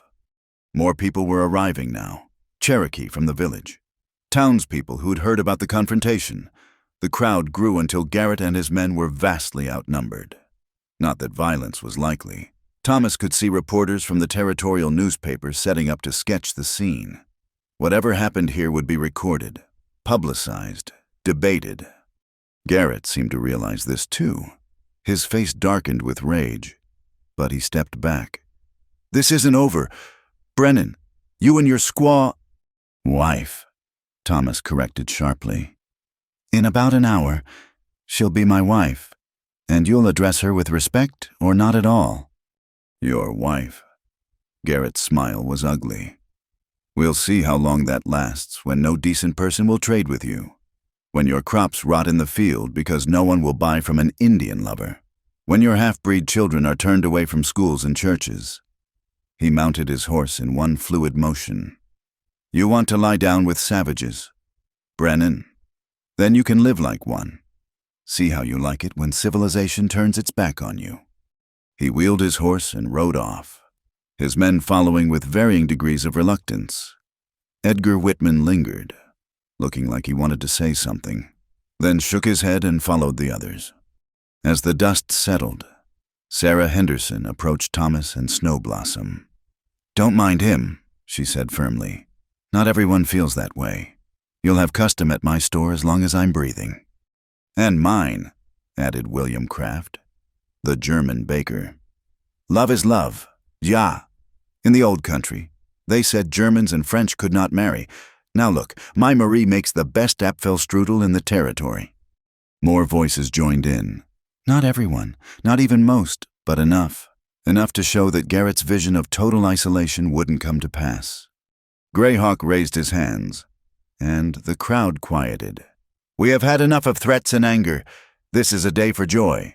Let those who wish to celebrate come. Let those who do not go in peace. But let no one say the union of Thomas Brennan and Snowblossom lacks witnesses or blessing. The wedding party moved to a meadow between Thomas's farm and the Cherokee village, a neutral ground that seemed fitting.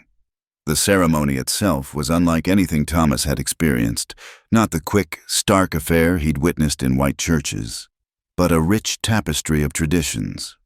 Snowblossom had changed into an even more elaborate dress, covered with symbols Thomas didn't yet understand but would learn.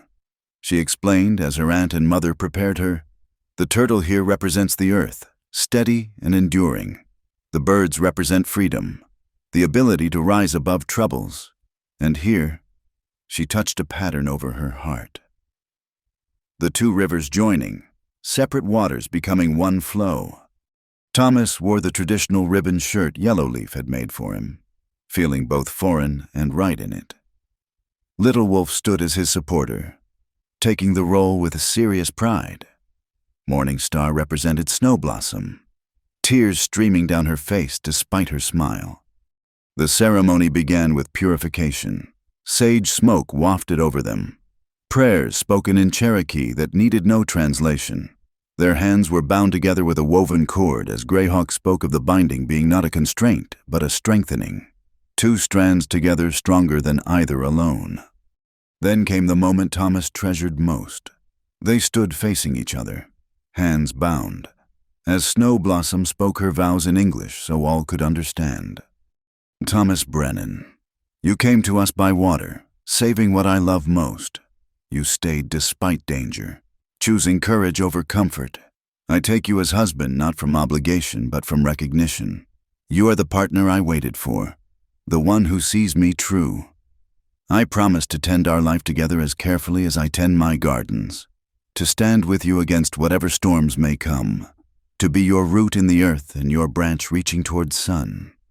Thomas's own vows came from the heart, unplanned but true.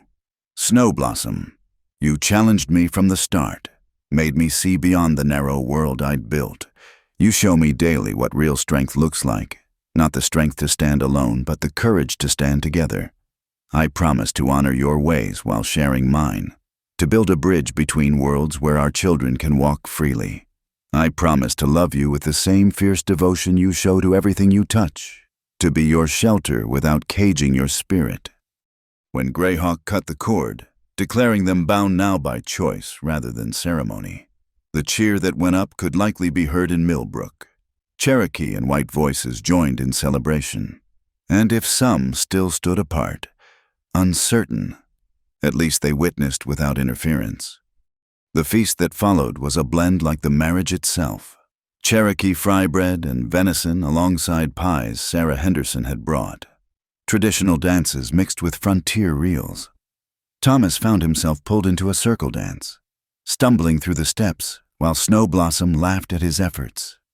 "You will learn," she promised. "We have time." Judge Morrison approached them as the sun began to sink. "I've filed all the necessary paperwork," he said quietly. "Your marriage is recorded in territorial records as well as Cherokee rolls. Garrett can complain, but the legal framework is solid." "Thank you," Thomas said, meaning it deeply. "For everything." The judge smiled. "Thank me by living well, by proving that love can indeed bridge differences." He glanced around at the mixed gathering. "Already you've done something I wouldn't have thought possible. Brought together people who've never shared a meal, much less a celebration. That's no small thing." As the stars emerged, the party began to wind down. Cherokee families headed back to the village, townspeople to Millbrook. Thomas and Snow Blossom stood together, watching them go, hand in hand in the gathering darkness. "No regrets?" Thomas asked. "None," she replied firmly. "Though Garrett was right about one thing. This is only the beginning. There will be hard days ahead." "But not alone," Thomas said. "Whatever comes, we face it together." "Together," she agreed, and sealed it with a kiss that tasted of promises and new beginnings. They walked toward their cabin, their home now, under a sky full of stars. Behind them, the meadow held the lingering echoes of celebration. Ahead lay an uncertain future in a world not quite ready for their kind of love. But for tonight, none of that mattered. Tonight, Thomas Brennan and Snow Blossom had stood before their communities and chosen each other, creating something new from the joining of two streams. And like those converging waters, there would be no separating them now. The first year of marriage passed like the changing seasons, sometimes harsh, sometimes gentle, always teaching them new rhythms of life together. Thomas learned to braid Snow Blossom's hair in the morning while she taught him Cherokee words for the plants in her expanding garden.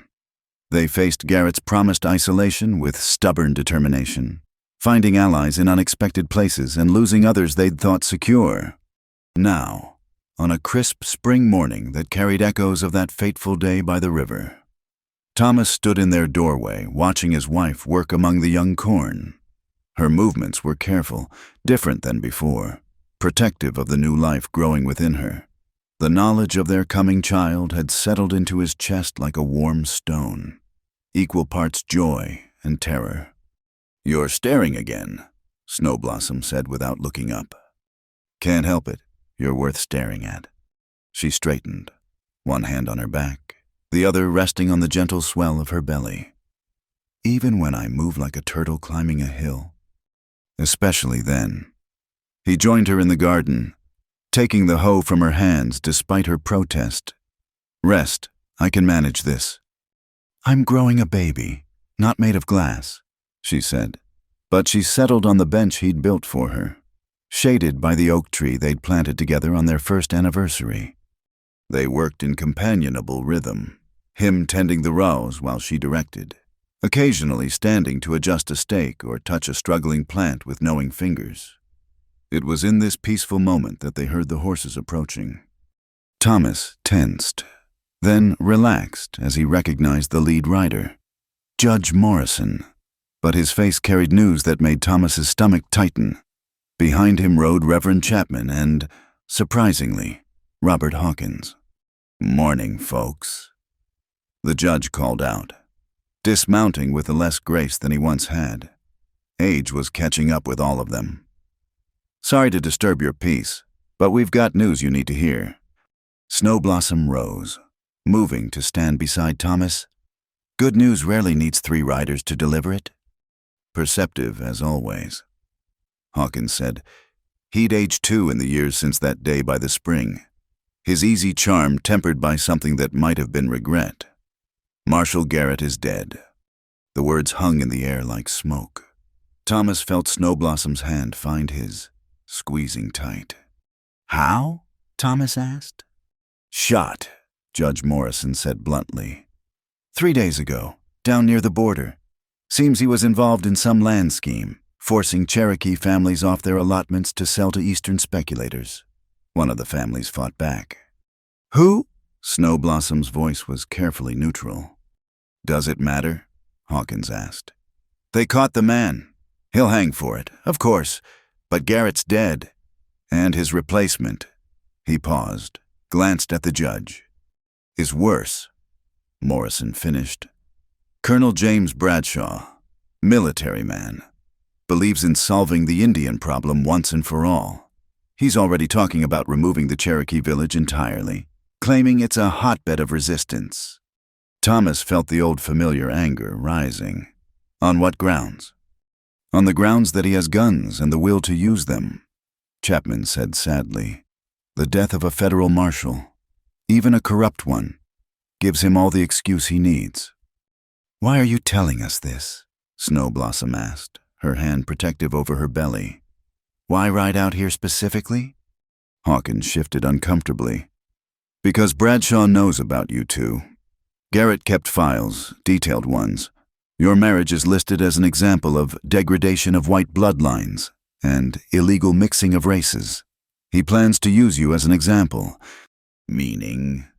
Meaning, Judge Morrison said heavily. He intends to arrest Thomas for violating federal law, have the marriage declared invalid, and he couldn't seem to finish. And take any children as wards of the state. Hawkins completed, to be raised properly in white institutions. The words hit Thomas like a physical blow. He felt Snow Blossom sway beside him, caught her as her knees buckled. No, she whispered. They can't, not our child. They can try, Thomas said, his voice hard as flint. Let them come. Thomas, you can't fight the federal army, Chapman said gently. There has to be another way. What way? Snow Blossom demanded. Run? Hide? Pretend our marriage never happened, that our child doesn't exist. Actually, Hawkins said slowly, there might be a way. It's why I'm here. He pulled a document from his coat. I've been corresponding with lawyers in Washington. There's a new administration, new policies being discussed. If we can delay Bradshaw long enough, prove that your marriage is stable, productive, that you're contributing members of society. You want us to perform for them, Snow Blossom said bitterly. Dance like trained bears to prove we deserve to exist. I want you to survive, Hawkins said sharply. Both of you, and your child.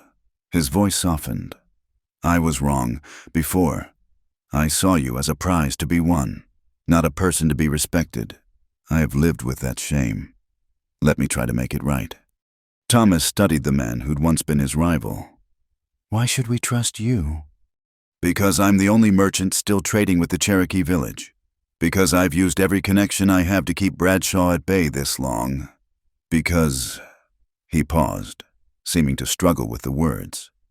Because seeing you two together taught me something about real love versus possession. I won't see that destroyed. Judge Morrison cleared his throat. We need to act fast. I propose we document everything. Your farm's success, your integration into both communities, testimonials from neighbors. Build a case so strong that even Bradshaw will have to think twice. And if he doesn't think twice? Thomas asked. Then we fight it in court, all the way to Washington if necessary.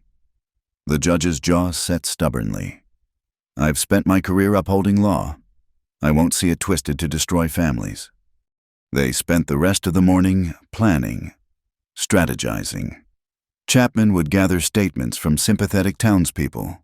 Hawkins would use his business connections to apply political pressure. Morrison would prepare legal documents. After they left, Thomas and Snow Blossom sat together on their porch, watching the sun climb toward noon. The same sun that had witnessed their first meeting, their wedding, countless quiet moments building a life together.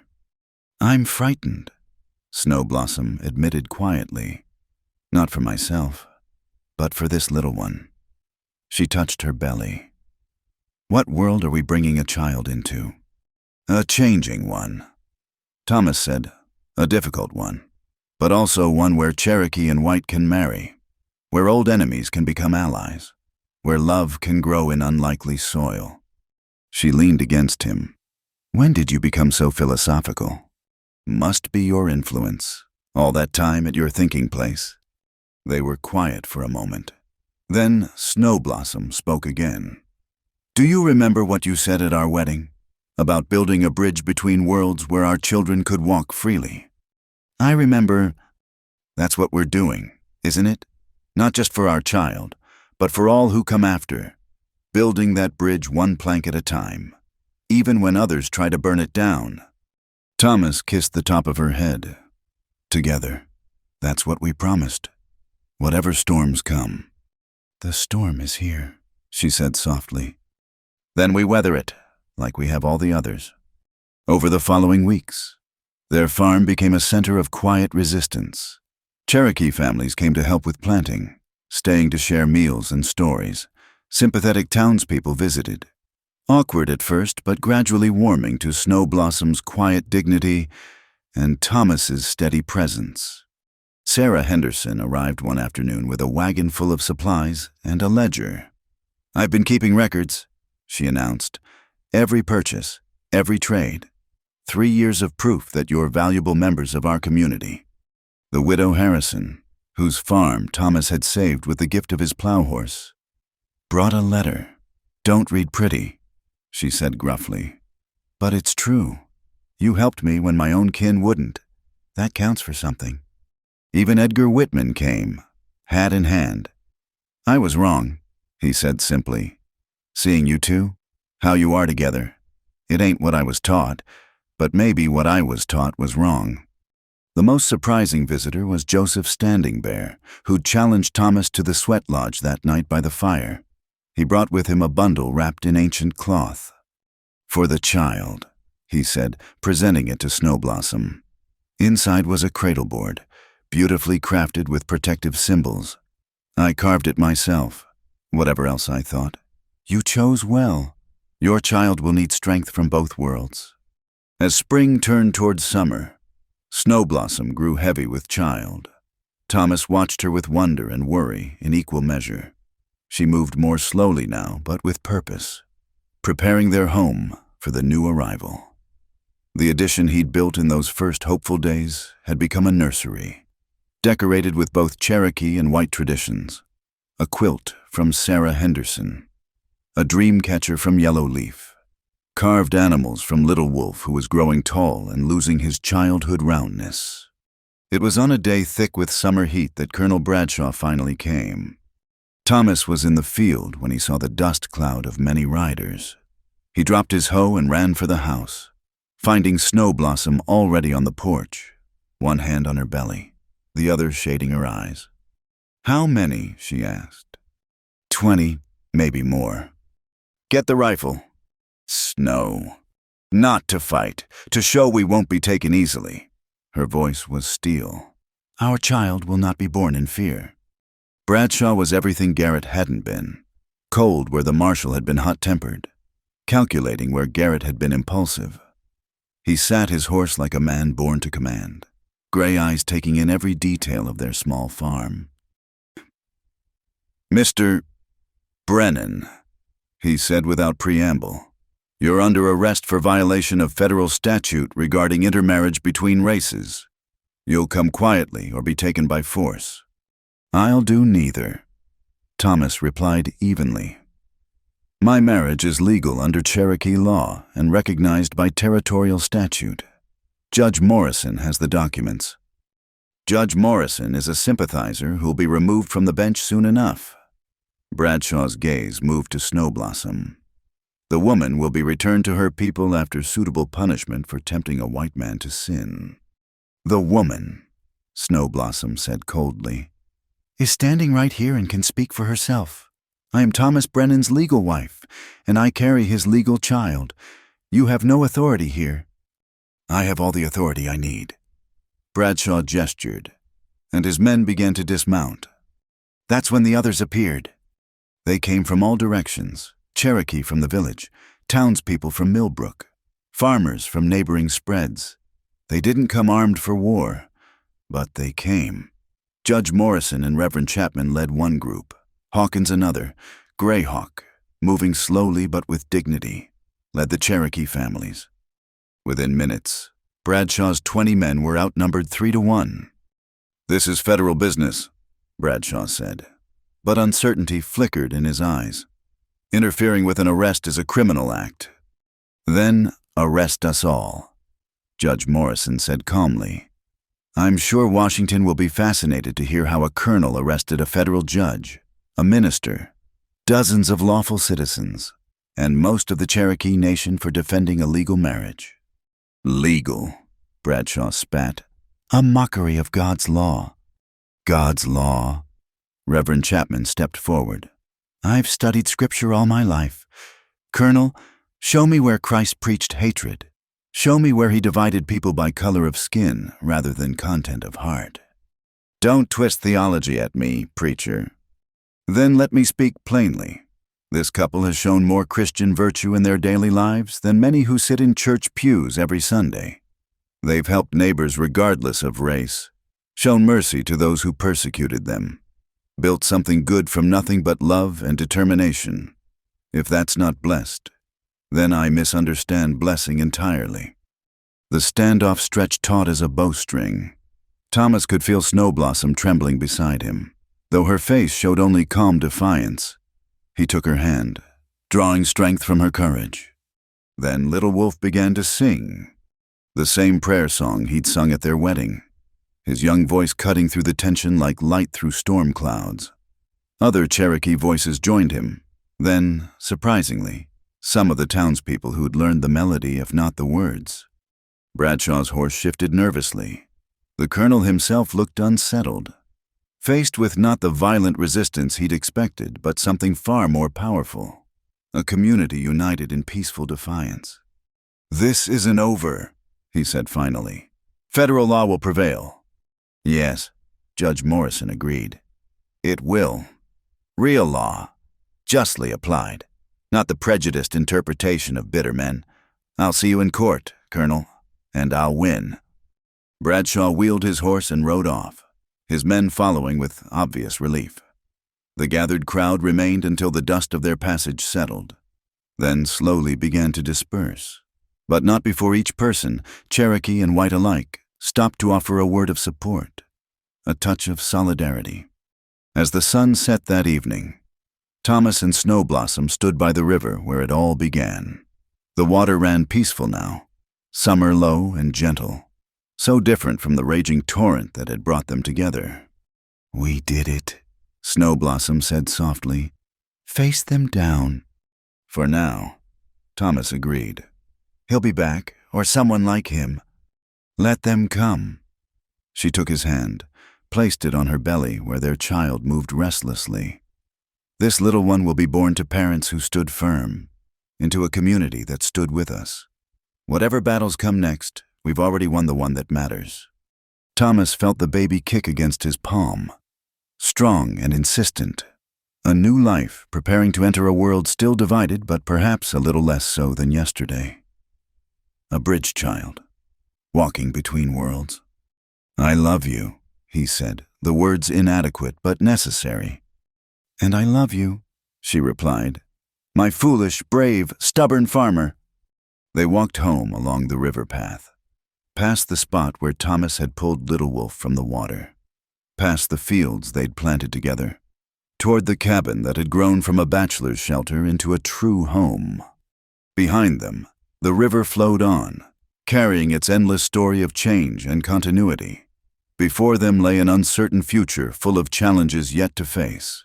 But for this moment, in this place, they had what mattered most, each other, their coming child, and a community that had chosen love over fear.